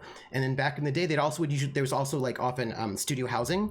I don't know if you know the Los Angeles area at all very well, but in Los Angeles, there's a city called Studio City, and it's called Studio City because it was one of the studio cities where the studios built housing, and then they would give housing to all their players. I mean, if you were super rich, you'd buy your own house, but if you're like a regular player, like a day player who wasn't famous yet, you know, they had housing for you. They give you a monthly paycheck. They also give you lots of training. If they decided they wanted you to be an action star, they would give you training for it. They would give you dance lessons and singing lessons and voice lessons and fighting lessons and horse riding lessons. They would do, you know, they would do all those things for you. And, you know, you never had to worry about like if like you would get parts. Like if they wanted to give you parts, you would get, so you didn't have to worry about like that. So like basically, and they also like took care of your finances for you, and they just took care of all those things for you. So it you know, it gave you a space to like if you were not polished yet, do you know what I mean? Like you needed time to work through stuff and you needed time to grow, they would give you that time. Captain. How can I be of assistance? Well, we're good. See you soon, Captain. Thanks. We're gonna go to the space station where my buddy's at. We're gonna go to Phineas's lab. That's what we're gonna do, because apparently this is gonna be a super easy thing. We're just gonna head out over there. Sounds like the K-pop companies of today. Arrived at Phineas's orbital lab, Captain. And maybe. we are still in one piece. Shall I congratulate myself, or would you like to do the honors? Oh, congratulations. Welcome back, Captain. You're congratulated. How can I be of assistance?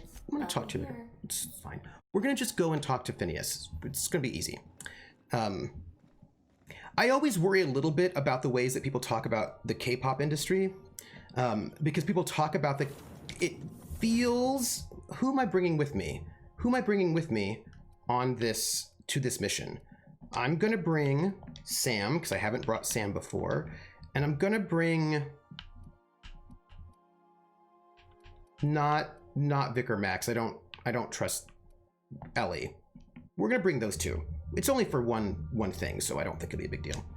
One of the things that always bugs me about the way people talk about K-pop is that, sure, the K-pop industry is pretty abusive, but there's a way in which people talk about the K-pop industry that starts feeling kind of racist, because it's like, oh, the K-pop industry is so brutal, and all the people in Korea, they have no individuality, and they like it starts like reinforcing certain sort of anti-Asian stereotypes.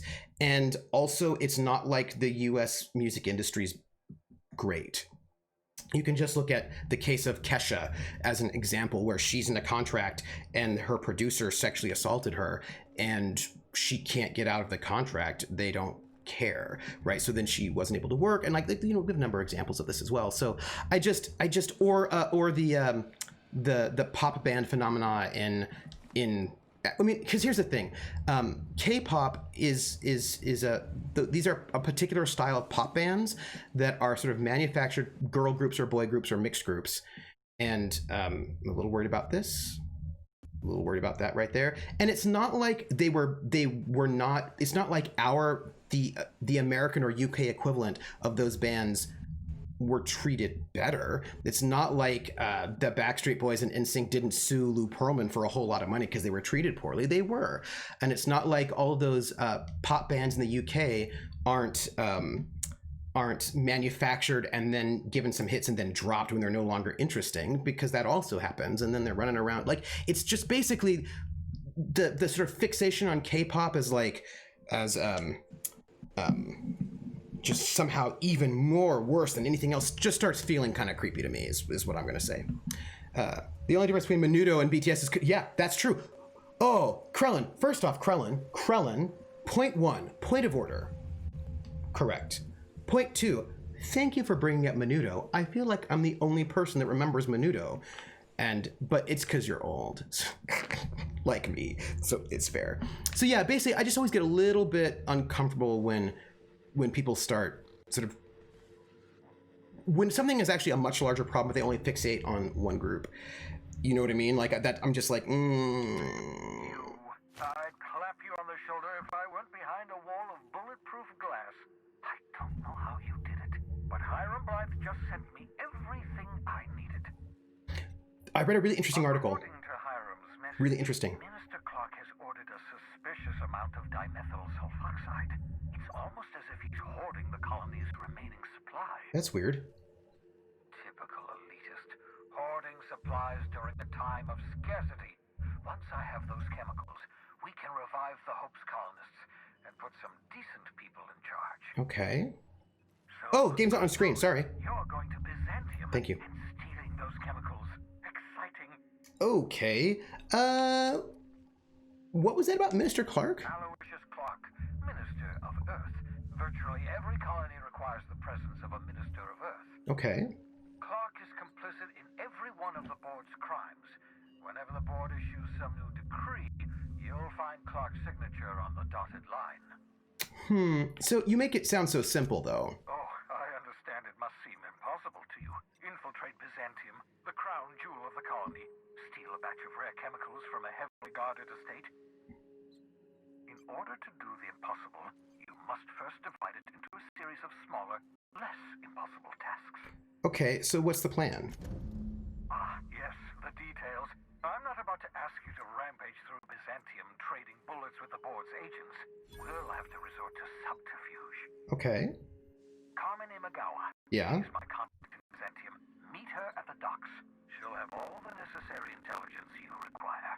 Sorry about the quality, folks. I don't know what's up with PS Play. Nav key to Byzantium. Thanks. You'll need it to land in the Golden City. The Golden City. Remember, you're looking for dimethyl sulfoxide. Big green bubbling vessel with a warning label. I'll take as much as you can find. And for those of you who don't remember, because we learned about this some streams ago. How many streams ago did we learn about this? Wait, why does this say City of Light and Shadow? It really shouldn't. It should say The Outer Worlds, because I changed that. Yes, 33 weeks ago probably is when we first learned about this chemical. 33 weeks ago, which, you know how that is. That is the chemical that we need to be able to revive the colonists from the Hope that are in suspended animation, of which I was one. He only had enough chemicals to revive me and bring me out of a suspended animation, but there's a whole ship full of potential Earth colonists who are all in suspended animation for way too long and have just been abandoned by the board and left to rot. And so we're going to try to get the chemicals so we can save them, is what we're going to do. Yes. So the reason, Krillin, the reason why I know Menudo is because Menudo was on television when I was a kid. And I remember watching like Menudo on television. I don't know if it was on television because I grew up in the Bay Area or California, but I don't know. But I remember watching it on television. Anything I should know about this Carmen Imagawa? You can trust her if that's what you're asking. Imagawa is the finest special agent in Byzantium that money can buy. My money, anyway. All right. Well, actually, there's something else I wanted to talk to you about. Of course. Don't let me forget about the article. What's on your mind? Got a moment to talk? Absolutely. Let's talk. Don't you ever leave your lab? Oh, goodness, no. I wouldn't survive 10 seconds in the blackness of the aether. Well, no, I imagine I'd last at least 12 seconds before I'd lose consciousness and die of hypoxia. No, that's not what I meant. Do you have some kind of life outside of your work? Life outside work? No, of course not. My life is my work. That's an unhealthy work-life balance. For that matter, everyone else's lives are also my work. An entire colony's worth of lives are at stake. It's up to me, up to us to set things right. I see. To answer your question, I'd rather stay right here in my lab. There's too much work to be done. The Hope's colonists won't revive themselves, you know. I understand. But why are you so obsessed with reviving Hope's colonists? This seems weird. Because we've lost our way. The board has a stranglehold over this Name colony, game. and we've all been conditioned to total obedience. The Hope is full of specialists, scientists, engineers, talented individuals. Face on. Like you. People who haven't been Face on. corrupted by the board. I have to tell you something. As soon as he finishes talking. The Hope's colonists have been frozen for decades. I have to tell you something, Face on. Health life, so to speak. No offense. Hey, Face on. I have to tell you something. It's really important. Also, I'm getting weirdness over there. Maybe it's just me. Is the screen weird for you all? Maybe it's just me, right? Or is it, OBS looks good. No drop frame rates. My screen, because I also, I always have OBS up and also Twitch up just to make sure that things are not weird because I'm suspicious. But what's going on here? So it's looking weird to me. It's looking weird to me. Is it looking weird to you? Is it? No? Okay, it looks fine now. All right, well then. Face on. The name game. Come on, everybody. I said, now let's play a game. I bet you I can make a rhyme out of anybody's name. The first letter of the name, I treat it like it wasn't there. And then a B or an F, or an M will appear. And then I say bo at a B, then I say the name, then banana, fan, or info. And then I say the name again with an F, very plain, then a fee, fi, and a mo. And then I say the name again with an M this time, and there isn't any name that I can't rhyme.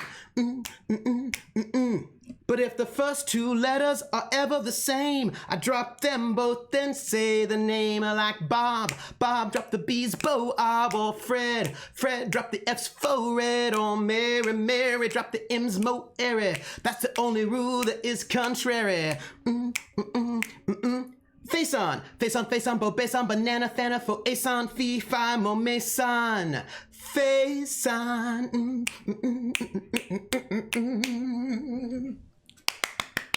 Oh, Krellin, Krellin, Krellin, Bobellin, banana, fana, fo, felon, fee, fi, mo, melon. Krellin. Krellin, I did not forget about you. Did not forget about you from your sub last night. Tripper, it's Ghosts. You're well. Yay! You revived me, so you must have solved this problem. You begin to perceive the truth. Yes. I caught you. According to the board, I didn't forget you. narrow-minded scientists, Name game. you should be a pile of organic sludge right now. 10 years. Give me a second. He's talking. How long the average human He's can talking. remain in hibernation. You were frozen for decades. In theory, you never should have survived the revival process. I have to sing. Phineas. But the conventional theories are wrong. You're living proof that it can be done. There's yet hope for the hope. Get it? I do. However, hold on a second. The name game. Come on, everybody. I say, now let's play a game. I bet you I can make a rhyme out of anybody's name. The first letter of the name, I treat it like it wasn't there. And then a B or an F, or an M will appear. And then I say bo at a B, then I say the name, then banana, fan, or info. Then I say the name again with an F, very plain, then a fee, fi, and a mo. And then I say the name again with an M this time, and there isn't any name that I can't rhyme. Paladin Hulk, Paladin Hulk, Paladin Hulk, Paladin Hulk, banana, fan, fo, Paladin Hulk, fee, fi, mo, Paladin Hulk. Paladin Hulk. Hey, thank you so much for the resub. Ooh, 13 months. So exciting. Thanks, everybody. You know, I appreciate it very much. So much. Very much. You don't even know. And, yay, y'all. Wait, hey, everybody. Guess what? Guess what? You know, I was just wanting to say that both Jer and also Rissa are such great mods. And I want to just send out some love to Jer for our new amazing emote. That emote, I love that emote. Like, that emote gives me all the joy in my heart, and I love it. Like, I feel like, and this is just my opinion, it's just my opinion, people can have different opinions, I feel like that emote is the best emote in the entire solar system. And it is true that I have not yet checked emotes on Mars, but I'm going to just assume that it's probably the best in the entire solar system. That's all I'm saying. It's just on point, just right there on point. I love it so much. I love it. And also thank you, Rissa and Jer, for being such great mods. Really, you do such good work, and so I want to thank you for it. I am glad to hear that everyone Hope is depending on us. We'll do our very best to save them all. Oh, Krellin points out something important. I can feel my last dose of caffeinoid fading. Krellin points out it's not Mars you need to worry about. It's the Jovian emotes that are off the hook. That's fair. The Jovian emotes are they're really good, but it's really hard to compete. You know what I'm saying? You've done fine work for Sublight. By the transitive property of reputation, I am now in Sublight's good books. Well done. Ooh, Wizard Styles, is that in black and white? What's on your mind? Cool. Wait, what? Wait, did I, yeah, no. Oh, no, I'm not pointing a gun at you, sorry. It just feels so rude. Feels so rude. I mean, just the sheer scale. I mean, it's true. It is true. Also, you are hilarious to me right now. Accumulation analysis. No, we're good. Apparently, I don't need to talk to my people. Hey, how you doing?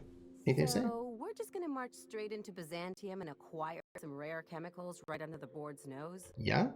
I sure hope you negotiated for a raise with this Phineas guy. Why do you say that? Ever notice how this job gets bigger and more dangerous every time he calls in? He's asking a lot, Captain. Yeah. I wonder what your angle is. Oh, mine? Oh, you're asking about, oh. Hey, that's nice. I have made a noir version with the help of advanced Twitch technology. I do love a noir version. I love a noir. Ooh. Hey, hey, no, Brad is perfect when you get unwanted pre-roll. Yes. I had a thought, by the way. No, I want to tell you an article first. Article first, then thought. All right, I'm gonna say right now what the two things are so I don't forget them. I will forget them. So one is article about Japan. Second thing is RPG about roommates. Those are the two things, but I'm gonna start with the article. Don't let me forget the roommates. Phineas is trying to do good for the colony. I want to help. I don't know, he's busy. I've just been going along with him for now. He's paying that stuff for me. Phineas rescued from the hope. The least I can do is help him see this through. We'll say that. That's one way of looking at it. Another is that he pulled you out of hibernation without your say-so and got you to do his dirty work. Oh. Besides, none of this is your mess, so why go dirtying your hands with it? Huh. Ellie, you seem quite cynical. If housing goes down, I'll do what I can to fix it, because it's the right thing to do. I hadn't thought about that way. Maybe you're right. I've got no connections here. If I play my cards right, I can come out on top. I'm going to say I hadn't thought about that way. Maybe you're right, because my character's like a rebel. I haven't survived this long by being wrong. And anyway, Phineas isn't your only option. What do you mean? Board's put a bounty on his head, and they've got more than enough bits to pay. Oh, that seems rude. I've got no love for the corporations. Me neither. They know how to take care of their people. I don't know. The ones at the top, anyway. Yeah, but I'm not going to become some corporate lackey, because that's what I would say, because, I'm a rebel. Don't think of it as being a lackey. Think of it as being a job and getting paid really, really well. I know you want to save the day, but don't forget to look after yourself. No one else out here's going to. I'm going to just say, oh, Ellie, I didn't know you cared. Hey, don't get any ideas. I'm just making sure you last long enough to pay me at the end of this. You like me. Anything else? Nah, you're my buddy now, right? You're my buddy. Yeah? Ellie's my buddy. I know it. I'm just going to say that Ellie's my buddy. It's just for the record. So, article. I wanted to tell you about this article. I thought it was really interesting.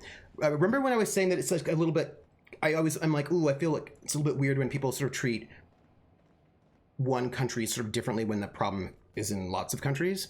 I started thinking about this because of an article that I read, and it was very. So first off, I don't know if you remember, but there was a whole thing going on at one point in time about herbivore men in Japan. Like there's a whole thing that was going on in Western media about how Japanese men no longer want to have sex with women, and they all just want to have virtual girlfriends, and they're not aggressive or masculine. They are just sort of right, they're just herbivore men, and basically it's because Japan is so weird, and it's a real crisis because their birth rate is really low, and it's all based on the fact that Japan is so weird with their anime and all that stuff. And there was a whole big discourse about herbivore men and how, I don't know, Japanese men have to be more macho or something. There was a whole thing about it.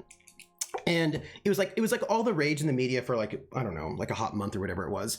And it was all oh, what's going on with Japan? Japan is so weird. Japanese men are so weird. It's so wild. And it's such a crisis because they have their birth rate is so low and it's so, right, all this stuff.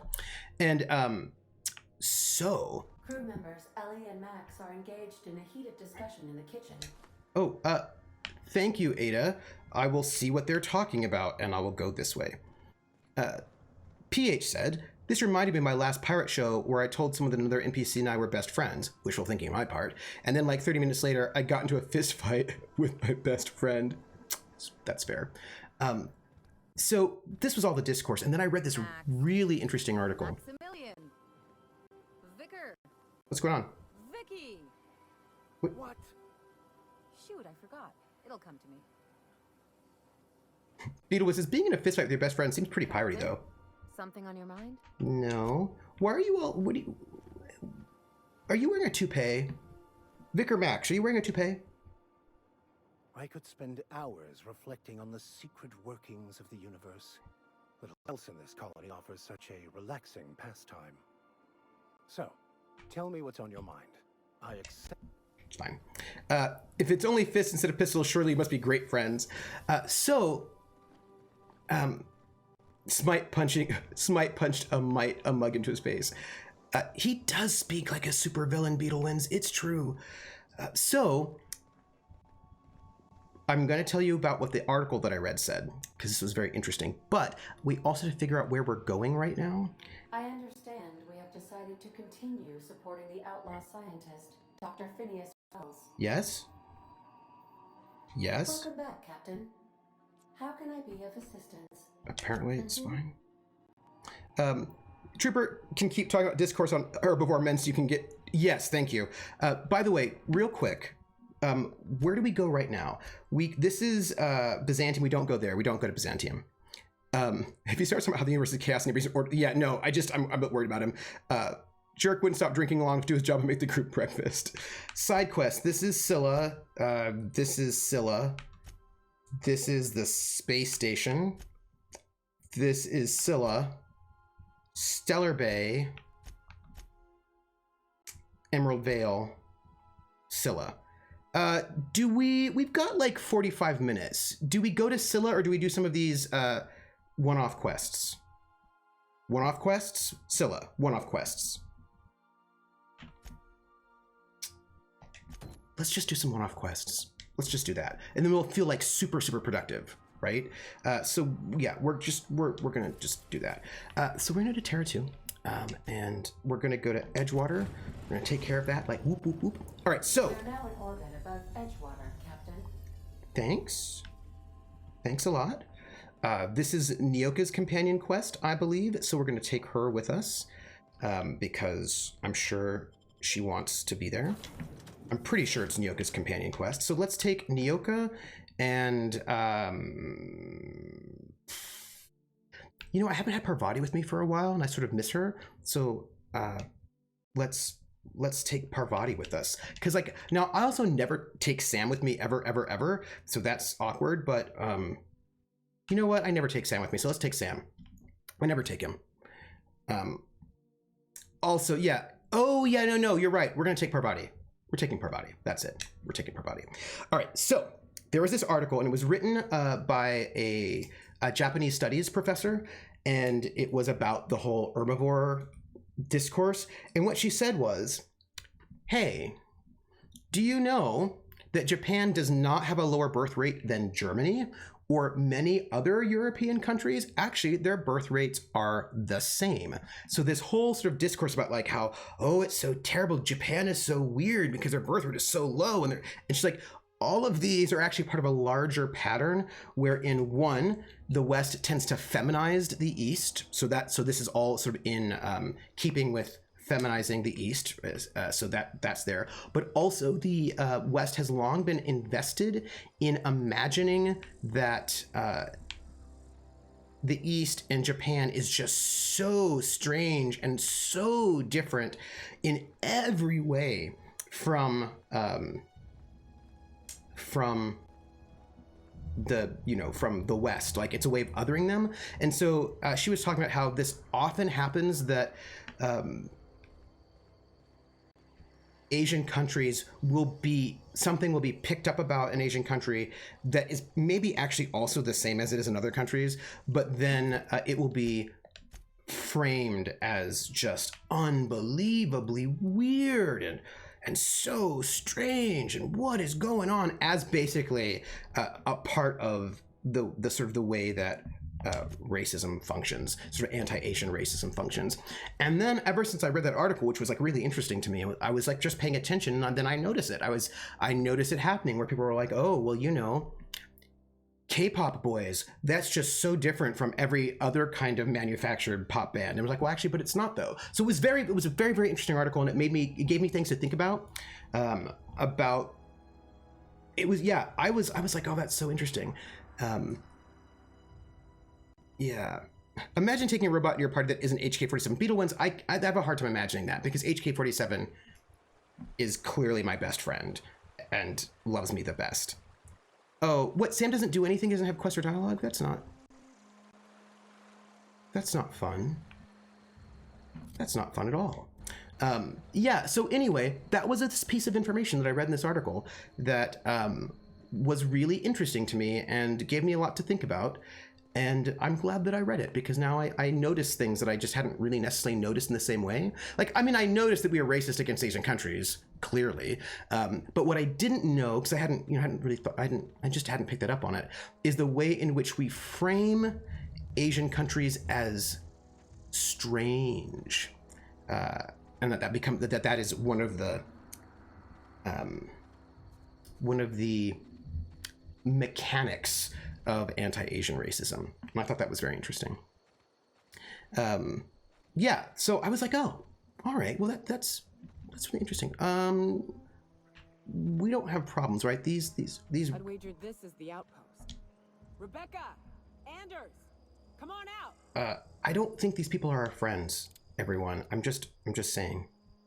I don't think they're our friends. Oh, I should have probably maybe stand up now. I should have oh, hi, how you doing? What are you doing? Oh, how are you?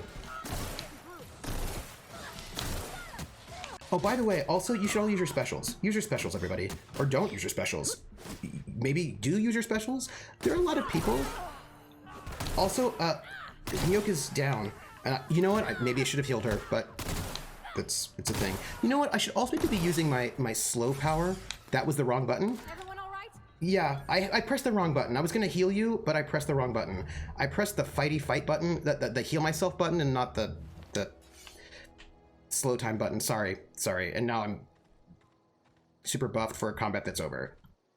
That was not competent, but that was also my life. Not shoot Parvati would help as well. Yeah, I should maybe not shoot Parvati as well. That was probably a poor choice. You know, if I think about it, just, you know. Oh, okay, so here's the second thing. I want to tell you a gaming thing. I want to tell you this is what happens when you, like, I was like, by the way, my aim was super off. I hadn't played in like 2 weeks and I could tell because I was like, ooh, my aim is not great and I'm shooting my friends and it's super awkward. Okay, I wanted to tell you a gaming thing. Everybody, back streets back, all right. That wasn't what I wanted to tell you though. I wanted to tell you a gaming thing. So, gaming thing, here's what I'm thinking about. For season 3 of City of Light and Shadow, okay, let me rewind and get a little bit more detail oriented because that is how I am. That is Okay, take a gander. The door's busted. Oh. Rebecca? Anders? You in there? Huh. Rebecca taught me this once. You can jerry-rig these old locks so as they don't open anymore. But we've only ever done that if we're in a real bind. Here, I'll fix it. A lot of pretty boys in the 90s, it's true. Okay. I'm gonna put my gun down. Hey, everybody. Also... Oh, no. Oh. What did you do? Oh. Oh, Nyoka. I'm so sorry. Oh, I'm so sorry. Oh, are you okay? Oh, where are you? Are you okay? Ooh, I don't think, oh, I'm gonna look into this and then I'm gonna check in with her to see if she's okay. Because I feel like she's maybe not okay. Also, I'm gonna just loot their bodies, but the looting is so that I can give them to her. I'm not like looting it for myself. I'm looting it for her. Rusty journal. Its display is faded and the buttons are almost entirely rusted through, but you can still make out bits and pieces of what look like Rebecca's final entries. Law help me, but Anderson was right. We never should have taken this contract. I thought Monarch was bad, but this is unbearable. Everyone here is blind or addled or I don't know what. The towns won't let us walk in without an employment contract. I can't even find someone to let me send a message. For all the capable folk here, we're stuck. Back home, we had to fight for every meal because there were no meals that you didn't make yourself. Here, there's plenty, but nobody's allowed to give you one. We've been stealing bits and pieces of life from wherever we can. Anderson's about ready to sign up, offer his life and service to Spacer's Choice just so he can take a shower. Clara, I hope to the architect this never reaches you, but on the off chance it does, I want to say I'm sorry. Anderson and I fucked up. We didn't take the contract for the bits. We didn't take it because Primal sounded cool. We took it because we wanted out. Monarch's a living hell. We were sick of getting sick. Of boiled Raptidon and stinking like sulfur no matter how hard you scrub. Of fighting day in, day out. We're exhausted. We thought we could use the contract money to find a place here, settle down, but this place ain't any better. It's just different. We're starving all the same. We never should have left. I just thought maybe we could do better. I miss you, kid. Marauder's at the door. Anderson's bled out. I'm on my way. I won't let them get me. Not alive anyway. I've seen what those monsters do. Well, that's... They were... That bitch! They were all set to abandon us! No, hey... What would Clara say, huh? Every day she'd ask if we heard from you. And she'd have forgiven you. The kid had a soul that made the sulfur smell like roses. Ugh. Or to leave your medallions to rot with you, but Clara would want to be buried with her sister. Ooh. Hey. At least I know. Ought to have learned by now that getting one's hopes up tends to open them to being dashed across the stars. Oh, no. I hate to say this, but Clara died thinking her sister was still fighting to get back home. I think I'm glad. If she were still alive now, it'd break her to know the truth. You know, she'd still want to know, just the same as you did. Yeah, maybe. I'm used to disappointment. She was still so naive as to let it hurt her every time it happened. Only thing left is to take these medallions home, which means figuring out how to bait the Mana Queen out of our old base. Oh. The most pissed off I've ever seen a queen was when a foreign species was on her soil. I'd wager the stench of a primal might do the trick. Might do it? I didn't think there was anything about the wilderness you didn't know. Trying to make you feel better? That'd be boring. Half the fun in exploring is the fact that you're on an unknown trail. You're cool. I've never had the pleasure of hunting primals, but I hear they're all over Scylla. Scylla. Let's tear a few apart, shall we? Okay. I'm sure they've got pheromones. Everything does. Okay. All right, we'll do that. We'll do it. We'll do it. I'm also really sorry about your friends. Also, it looks like they did oh, that's not what I want. It looks like they did feel bad about it. You know, they did regret their decision, so they did want to come back to you all. They, you know, they made a bad choice and then they felt bad about it and then they wanted to come back, but then it was too late because Spacer's Choice is the worst. So it's not like they abandoned you forever. They did, you know, they did, you know, I'll just take this rum because who doesn't like rum? Yeah. Okay, so Roommate RPG. Right, Krellin, thank you. So here's what I wanted to tell you for backstory, right? So come on to my house. Oh, come on to my house, come on. Come on to my house, come on. Come on to my house, I'm gonna give you candy. Come on to my house, I'm gonna give you everything.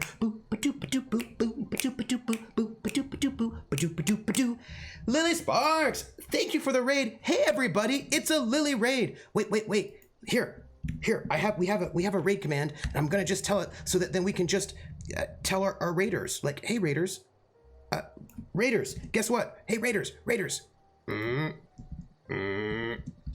It's not a raid. Somebody's watching me.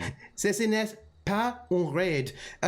I always feel that somebody's watching me, and I have no privacy. Whoa, I always feel that somebody's watching me. Tell me, is it just a dream?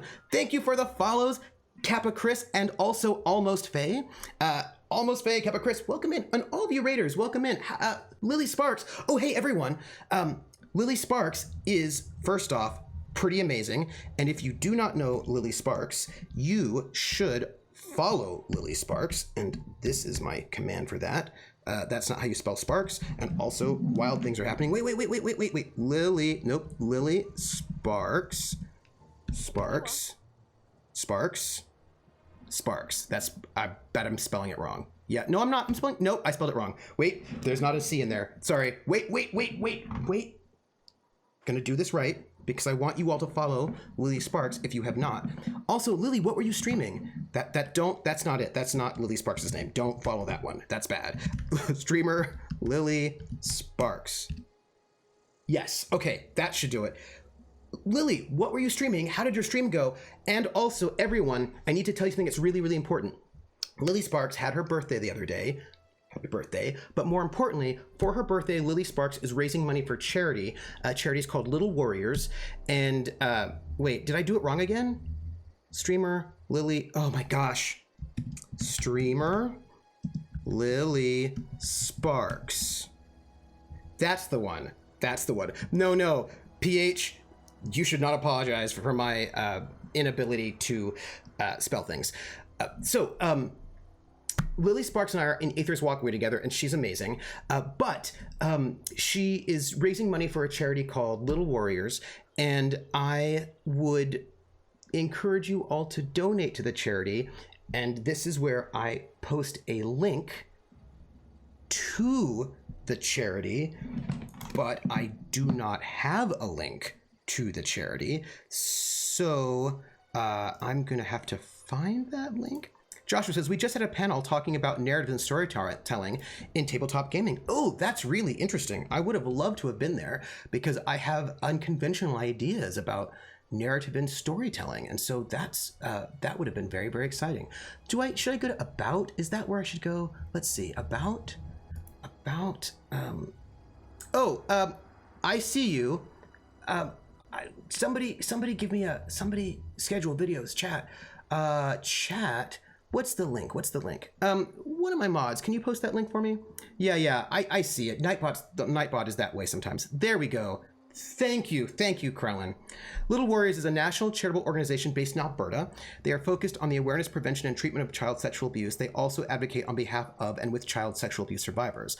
Learn more about Little Warriors and their work at littlewarriors.ca. So yes, thank you. Yeah, Nightbot can be like, it's the thing because you don't want people to like be all weird sometimes, and so you kind of put it up there. But we can make people, we can give people permits. Thanks, Rissa. It's the permit. I'm going to, while we're here, we're going to just loot the entire place. We're going to just walk around and loot while we talk about the things.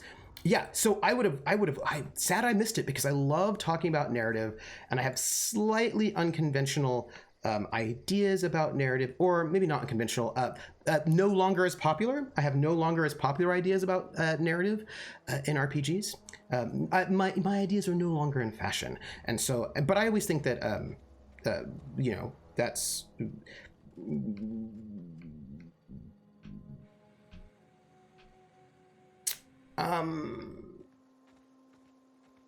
I think when you're no longer in fashion, you accept that you're no longer in fashion, and you know that you are perhaps not relevant. But I feel like it's important to represent anyway. Just know that it's not, you know what I mean? Like, I feel like represent, but know that you're not relevant. Like, that's all. So like, I just feel like just because you're not relevant anymore doesn't mean that you have to like... Somebody's watching me. Just disappear. Also, I always feel that somebody's watching me and I have no privacy. Whoa, I always feel that somebody's watching me. Tell me, is it just a dream? Thank you, Joshua Simmons. Thank you very much. Much appreciated. Yes. So yeah, it's a kind of a complicated thing because I think that when you're no longer relevant to society, because society's moved on past you, I think you just have to accept that as that's just how it is. You know what I mean? Like, that's it. That's Scylla. That's Stellar Bay. That's Scylla. That's Scylla. That is a space station. Scylla. I feel like we're clearly getting we're getting some, like, we're getting people want us to go to Scylla is what I'm trying to tell you. But here's my one here's my one caveat about accepting one's lack of relevance in society. Is that so you accept that you're no longer relevant, and that's like just like a fact of life, and I wouldn't like, you know, I'm not going to get too exercise about it. I do have different songs for subs and bits, that is true, but I think that even when I just wish all the other cis white men would accept our relevance, but I do think that if you're kind of in a space where you're no longer relevant to society for whatever reason, or for your subculture or for your whatever, even though I think that you have to accept your lack of relevance in this moment and maybe forever, I don't think that means that you shouldn't remain visible, because even if you're no longer relevant for the vast majority of people, there might be people who... A reminder to all crew members, there is only one toilet on the ship. That's a weird reminder. But I do think that it's still important to at least be visible, because while you may no longer be relevant, you... that doesn't mean that other people don't need to know that you exist. And actually, I think the less relevant you are to society as a whole, the more important it is that you at least be visible, because there are probably other people who are feeling, where am I going? Oh, I'm going to Monarch, sorry. There might be other people who might actually need to know that you exist, because you know, because of the ways in which, like, you know, when you're, okay, stellar, Cascadia? Cascadia? Because there might be other people who are, you know, also needing to know at least that, that there are other people there. Like, those are my thoughts about that one. Am I saying irrelevant lives matter? Sort of. I think what I'm saying is that irrelevant lives matter, and also they don't, right? Like, Will if we be here, Captain, or will we? Haha.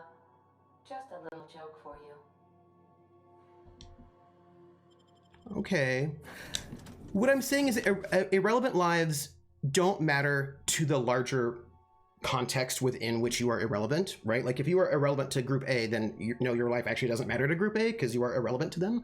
But there might also be a couple of people who are within group A who have identity B, which is the irrelevant identity, who think that they're all completely alone and think that there's no one like them anymore, and they might be feeling sad. So I feel like it's important to represent person B, even if it's irrelevant to group A, because there might be a couple other Bs who for whom it might be meaningful. It might not be a lot of people, but you know, we're in Monarch.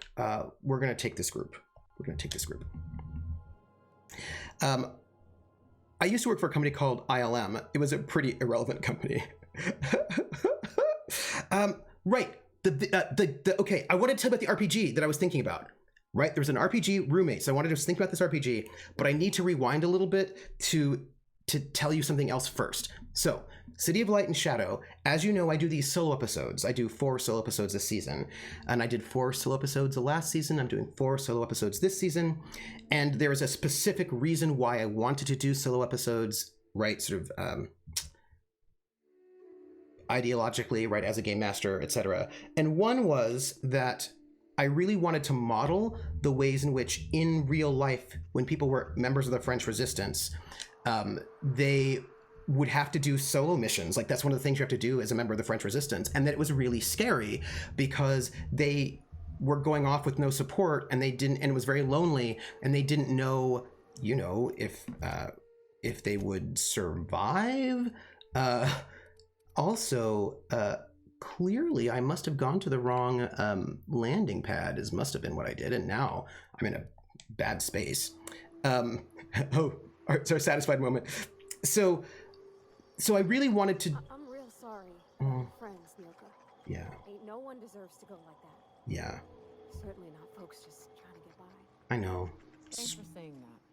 Real sorry. After seeing so many people get chomped, trip into sulfur pools, shot by marauders, I always figured we'd die young. But just because you expect it doesn't make it any easier. Hazy Spider. Oh, shit. Next chance we get, I'm buying you a Spectrum bottle, so we can proper drown this melancholy.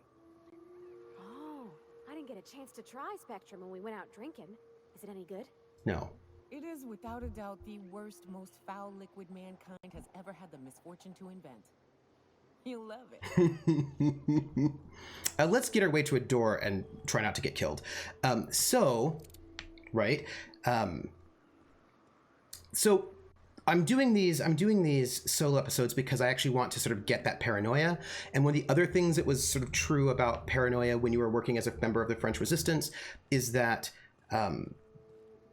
you never knew if your compatriots had been compromised, right? So like your compatriots would also be doing other missions by themselves, and you never knew if they were going how am I going to get out of here? If this is sealed, well, that's sealed, so that's unfortunate. Like you never knew if they would be compromised while they were outside of your sight, and so then it becomes this paranoia about like when I get to see them again, will they have been turned? Like what has happened? Like there's a kind of a paranoia that I thought was a very useful thing. That was something that actually happened, amongst the French Resistance, and then I wanted to model that. What's true about paranoia is that you're going to lose at least 3 clones, and that is actually very true. That's very true. And also I can fast travel now, so we're gonna just fast travel to Stellar Bay. But as I was running these solo episodes, I realized something very cool about them is another thing which got me thinking about other things. So it makes me think about solo episodes. So originally I was doing it because I wanted to do something that had to do with like history. And that's also the reason why I don't want the players to watch the solo episodes, because I want them to have the uncertainty about what happened. Because I want that uncertainty that the agents in the French Resistance had. I want the players to also have that uncertainty, so that's one of the reasons why I do that. But then as I'm running these solo episodes, I realize they actually have this also really interesting function, and that is a solo episode in a game that is a group game, in a campaign that's a group campaign, has a very different feeling than, for example, Cthulhu Confidential, which was designed to be a solo game. Paranoia is the only game where I died for succeeding at a saving throw. I hope that was good, right? And so in a solo game like Cthulhu Confidential. I hear you workers were on the clock every available moment. Me too. We always got 8 hours a day for sleeping. Just not always consecutive. My condolences. I appreciate consistent wages like any other sane person, but that still sounds awful. At least Sandjar gives his folks weekends. Weekend? Oh, party. Hands of the void. I used to drop by the bar in Stellar Bay to knock a few back with the folks who had Saturdays off. Don't know what I'd have done with that much time. I was always behind schedule anyhow. Knowing you, you'd sit and be alone with your thoughts. Yeah.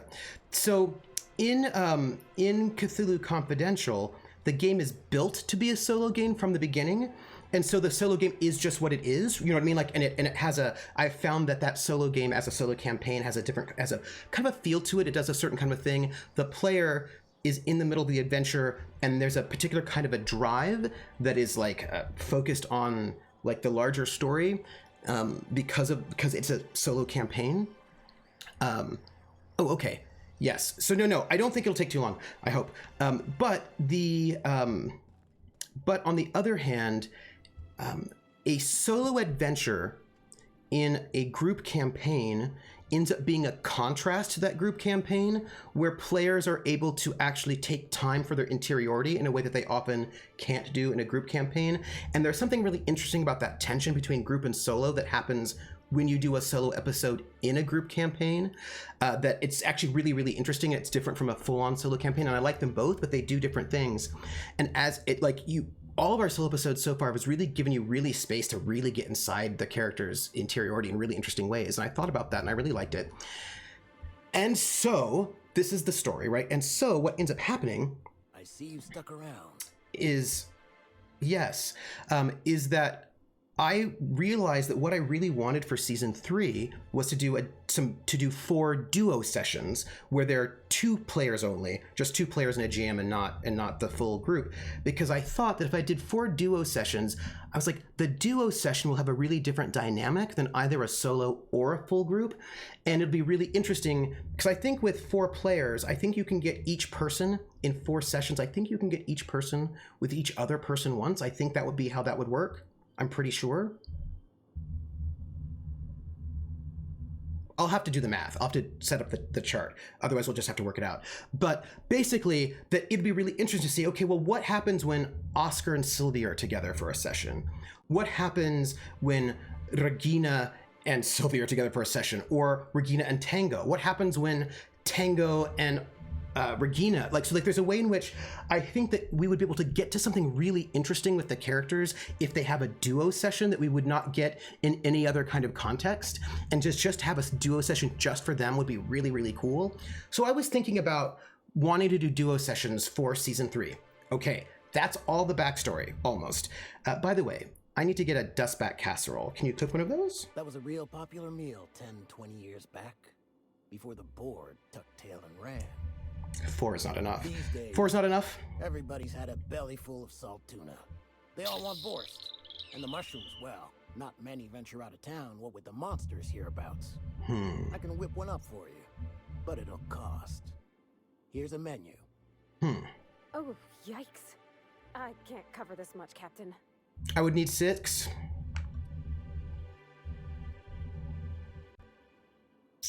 That would make sense. There is a formula for this, isn't there? There's a formula for this. I'm gonna intimidate this person. What? No, Captain. Somebody's watching me. It's all right, miss. I'm a coward at heart. Made that clear from the outset. Look, Captain, this is the best I can do without putting myself out of business. Will worry? Give me a second. There we go. I always feel that somebody's watching me, and I have no privacy. Whoa, I always feel that somebody's watching me. Tell me, is it just a dream? Thank you for the follow, Will Worry. Thank you very much. We would need 6. I'm gonna have to ponder this. Krellin and Jer, y'all, I'm gonna ponder if we just do 4, if we do 6, what that means. I'm gonna ponder it. I'm gonna ponder the timing of it. That's what I'll do. I'll ponder the timing, I'll think about it. But the point is, I was thinking to myself, hey, if I'm gonna do these duo sessions for season 3, assuming we get a season 3 of City of Light and Shadow, you know, I wanna take a break between season 2 and season 3 to give the cast a little bit of rest and all of that. And I was like, oh, so I'm gonna run something in between the 2 seasons, if we have a 3rd season. And what am I going to run? I'll probably run like Cthulhu Confidential, but then I thought to myself, you know what might be really good? To run a duo something, run some kind of adventure that's duo, because it'll just give me some practice on the, just on the vibe. I could do a duo vibe, even though I know it wouldn't be the same. So I was like, you know, maybe I should run a duo something in that break. And I was like, what could I run that would be duo? And the first thing I thought about was, genre. I was like, well, what genres would work really well with duos? Like, well, of course, you've got all the investigative things, like, you know, buddy cops and buddy spies and buddy detectives. Like, you've got all of that. But I was like, I don't want to do that because City of Light and Shadow is an investigative game, so I don't think I want to do that. So what other genres work well with 2? So I was like kind of just trying to go through lots of different genres. By the way, here's 2,000 bits. Glad you reckon so. And I was like, well, it's gonna take about an hour in the oven. Nothing I can do to speed it. That's just how cooking works. That's cool. That's great. Oh, thanks. There we are. Now, if you don't mind, I really need to take a leak. Cool. My belly's gurgling just to smell it, Mr. Raymond. Thank you so much. A pleasure to help such a charming young lady. You're a gentle soul, miss. Be careful with this one, all right? He's kind of a brute. I'm a talker. What? Tom's rumbling just smelling that casserole. Is Will Smith and Martin Lawrence a genre? I think so. Maybe. I see you stuck around. You ever thought about leaving Stellar Bay? Only every day. But in case you haven't noticed, we don't exactly get ships on a regular basis, yours notwithstanding. And even if I did scrape together enough to buy passage out with sublight, which would mean reaching Fallbrook without getting eaten, shot, or dissolved into green goo, what then? You forgot stabbed. That's also a possibility. Well, thank you for reminding me. As if I weren't already destined for an early grave. So I was like pondering this, right? And then the idea came up, well, there's probably a lot of things that fall into the comedy category that would work with like 2 people. But I was like, do I want to do a comedy though? Do I want to do a comedy game? And I was thinking, well, I don't know if I do want to do a comedy game. Also, apparently there's maybe something else I can do here. It's a little bit weird. Where's...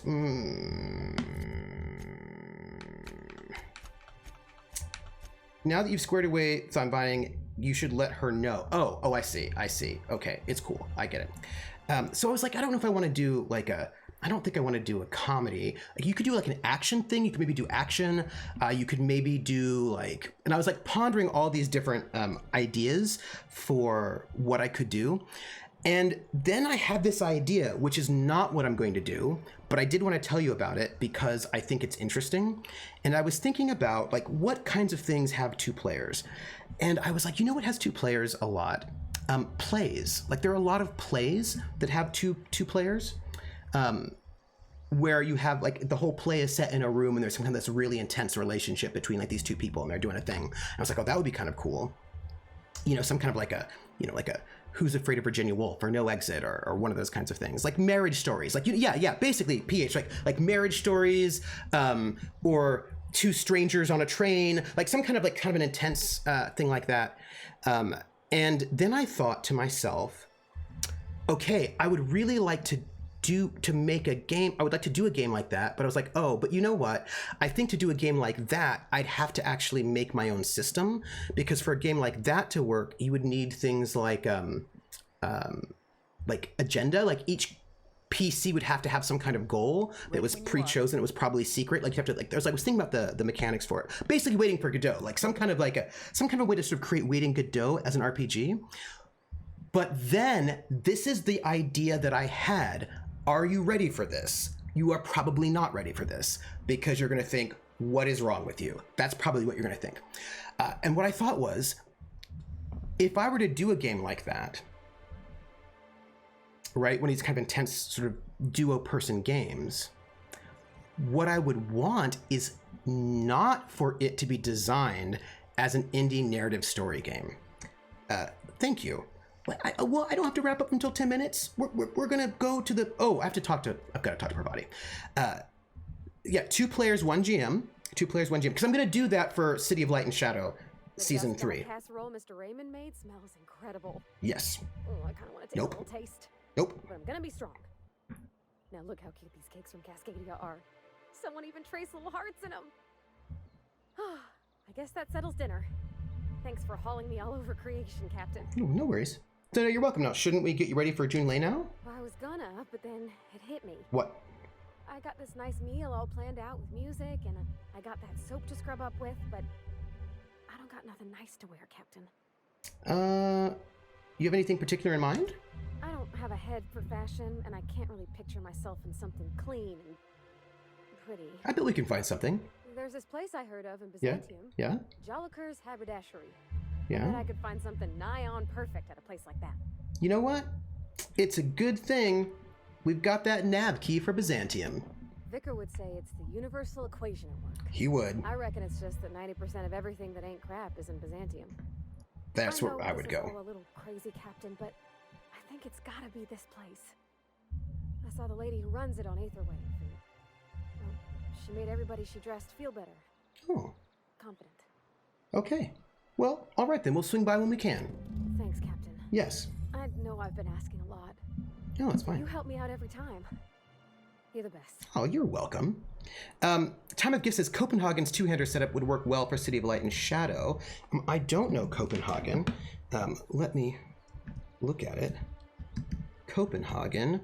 Copenhagen RPG. Copenhagen role-playing games? Role-playing game groups in Copenhagen? That doesn't seem to... Okay, how about Copenhagen TTRPG? Unless it's a LARP. Black Void Games. No, they're set in Copenhagen. Oh, the play. Thank you. Yes, thank you. Okay, so I'm going to tell you. So that's it, right? Like I was like, so if people says if I said to someone, right, I want to do a game that's kind of intense. It's like and also I need to read Copenhagen. That's like a 2-person setup, where, right, the players are doing this kind of like intense 2-player thing. That's like a thing itself. What people are going to say is that I should I should make an indie story game, right? Like that would be the thought, that like, oh, what you should do is make like a real like rules light, no rules, super indie narrativist game. But the thing is that because everyone would say that, I don't want to do that. That's the obvious thing to do. And also people really don't think you can tell good stories in other modes. Like there's like a kind of an idea that in order to tell a good story, you need to use an indie narrativist game, because the other ones are not like those. They're not good for that. But I actually think that that's not true. I think it's okay. Set a quest to activate. Ice Palace, maybe. I don't know if that's true. I don't actually know if that's true at all. So we're gonna I just want to go fast travel. There we go. Don't forget to ask the person who knows the city. What if the players play a card game like Gin or War? Yeah, like that could be something. So basically, what I was thinking of is that I actually wanted to make this game like in a bit more like a more trad rule set, a more traditional rule set. In some way, or just something a little bit crunchier, because basically people believe that people often think you can't tell good stories unless you use like a narrativist sort of system. And if I said to them I wanted something that kind of runs like a play that's really intense like that, the first thing they would say is, oh, well, you should probably use, a really narrativist system. That's the way to do it. And like, I know everyone's going to say that, but that's why I want to do it in a different way. I'm like, I think you could tell good stories with a different kind of rule set than the one that everybody imagines. And so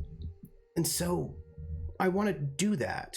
Like I want a slightly more trad setup, I think, than like a super narrativist game. Because like, could I do it in a super narrativist game? Sure. I could probably just do a kind of a weird hack of Good Society, because everybody has agendas there and you don't roll for anything, and you could just probably do it that way. I could probably just do a Good Society hack and just have two people in a room who are really intense. Or if I wanted to, we would just do like, our radios are dying. Like there are a bunch of like two-hander story games that are like basically no rules and you just tell a story, and like I could do that really easily, but I don't want that. I want to show that you could maybe tell stories like that where there's no combat and things are intense. A reminder to all crew members, there is only one in a different kind of style of system as well. So that's the thing. You have that trait in common with Stacy. Someone tells you, expects you to do something, you resist. But that's my point. My point is that I want to make, not now, sometime in the future, a kind of like a real sort of intense kind of RPG with two people in a limited location where they're like roommates or on a train or something like this. But the mechanics for it. We're gonna just move ourselves there, although we will not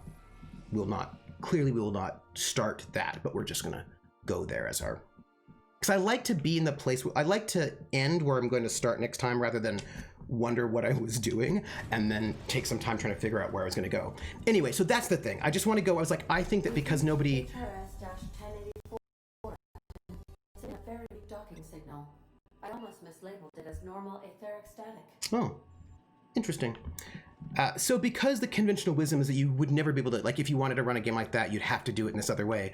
I want to do it with slightly more traditional mechanics, because I think that would be really interesting. Also because because you know how people are. Let me save.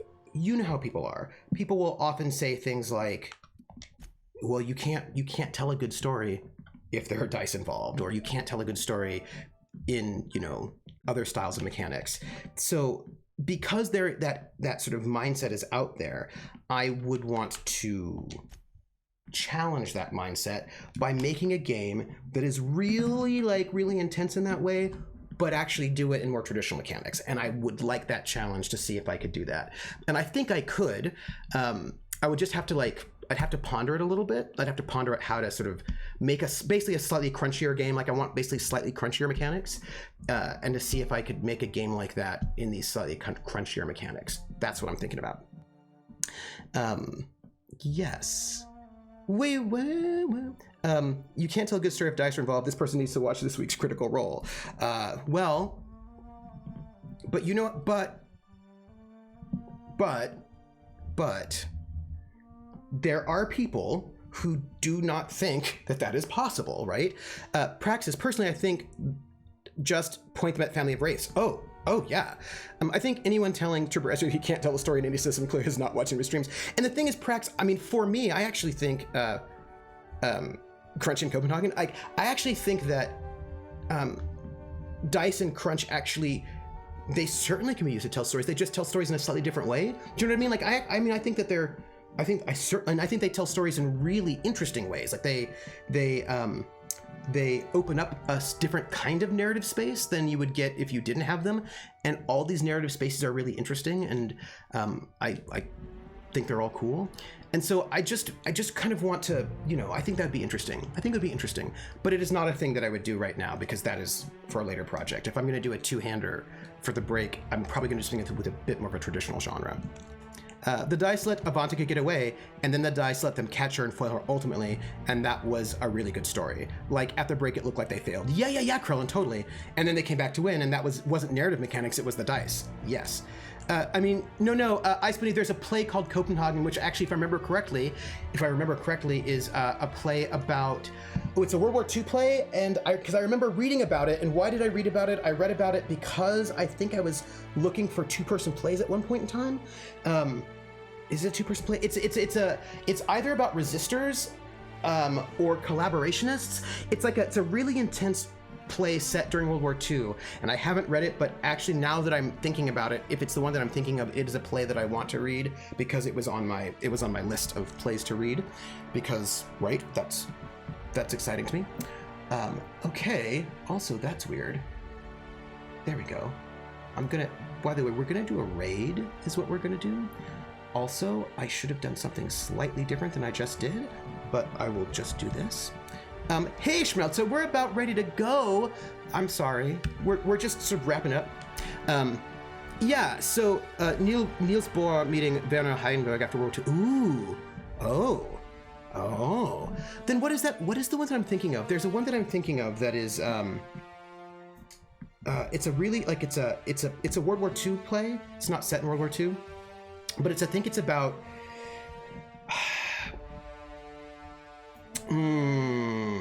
There's a play. I need to figure out what it is because I remember wanting to read it, and now that I can't remember, that's frustrating.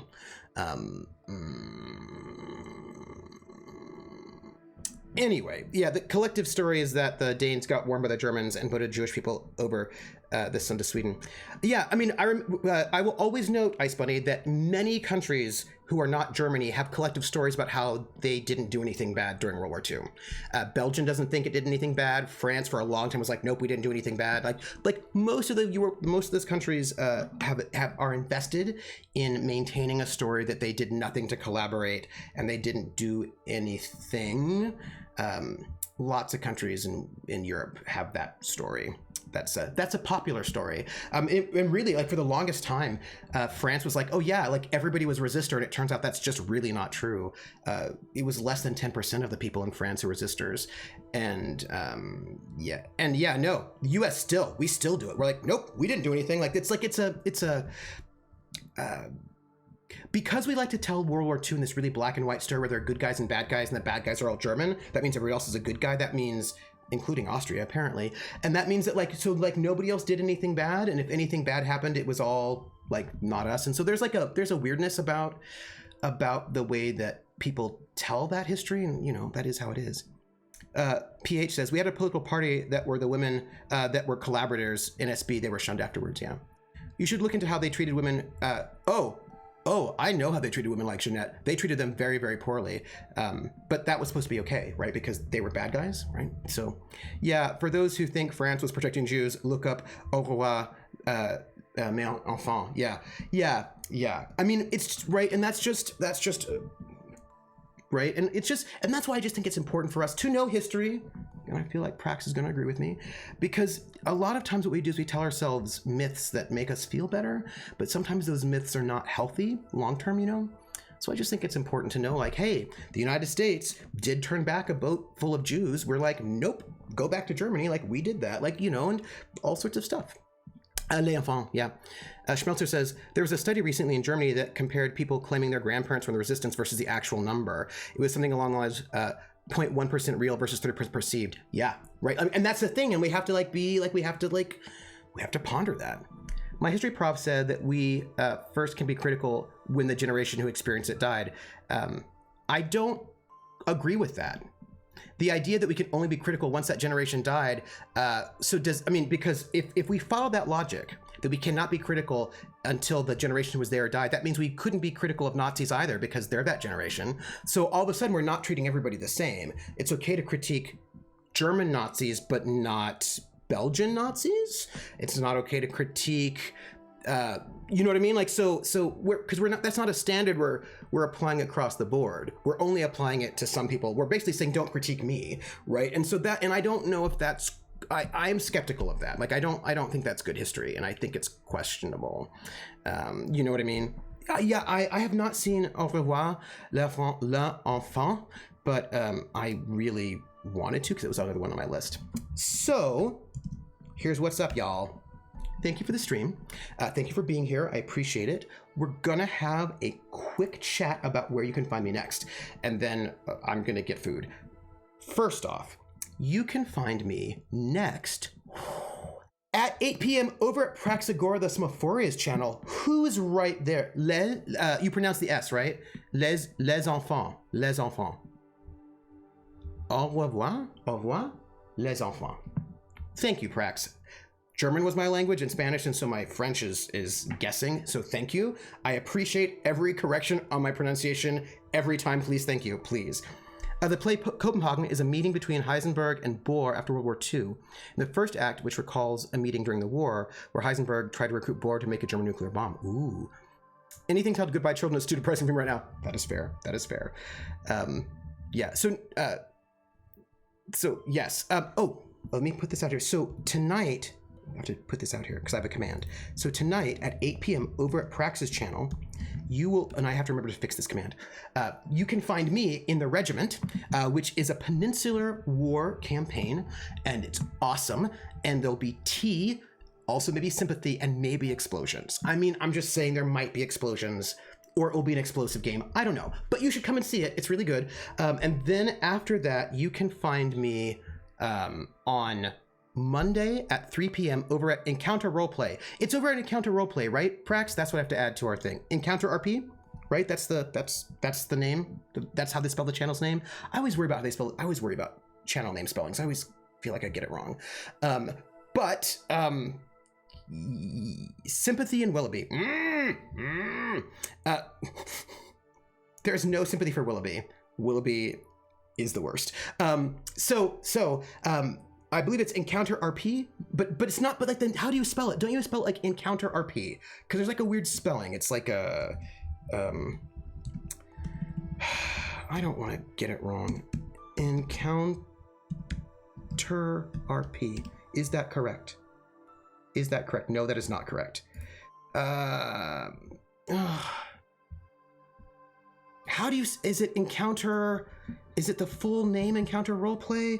Roleplay. Yes. Okay. There we go. That is the one. That is the one. It's all full spelled out. It's all full spelled out. So you can find me and also Prax actually over at Encounter Roleplay on Monday at 3 p.m. Eastern. And that is for the North, which is a Game of Thrones RPG. And I'm going to tell you, our house is amazing and I'm very excited for it. And then Crimson Clover. And then you can find me on Thursday on my channel for the End of Wander Song. Friday, 1 p.m. Eastern, Love Laugh Lindy for Aether's Walkway. I don't know if we have The Witcher on Wednesday. We'll see.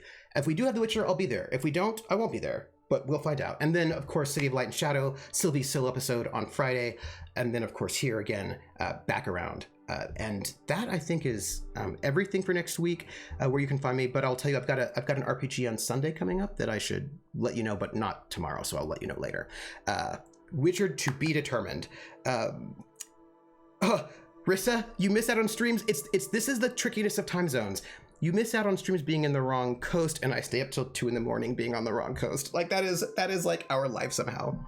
I am finishing Wandersong this Thursday, so this is it. And I want to say, I've got socials. If you want, you can follow. I want to thank everybody. Thank you for the raid, Lily. If you want to follow or subscribe, you can do. Their buttons are somewhere here, I think they're over here.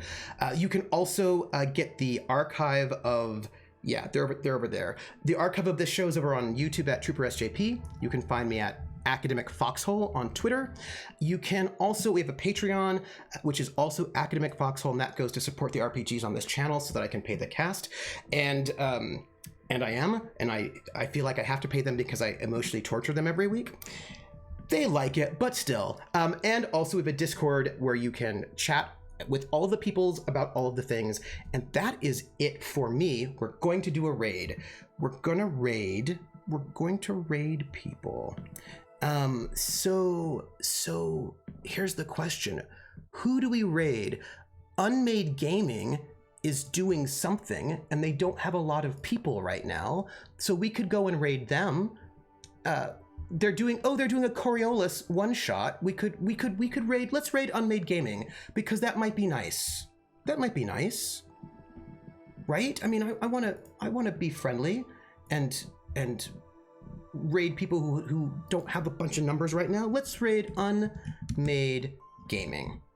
That's what we're gonna do, everybody. We're gonna start this raid. So, Shroud is doing D&D and only has 9,000 viewers. That's amazing. It'll be on my records. So everyone, thank you for being here. I appreciate you very much. You all are the best. Thank you for the raid. And I will catch you all on the flip side, and let's do a raid. Don't forget our raid command if you have the emotes. So let's do it, everybody. Let's raid. Bye. Raid.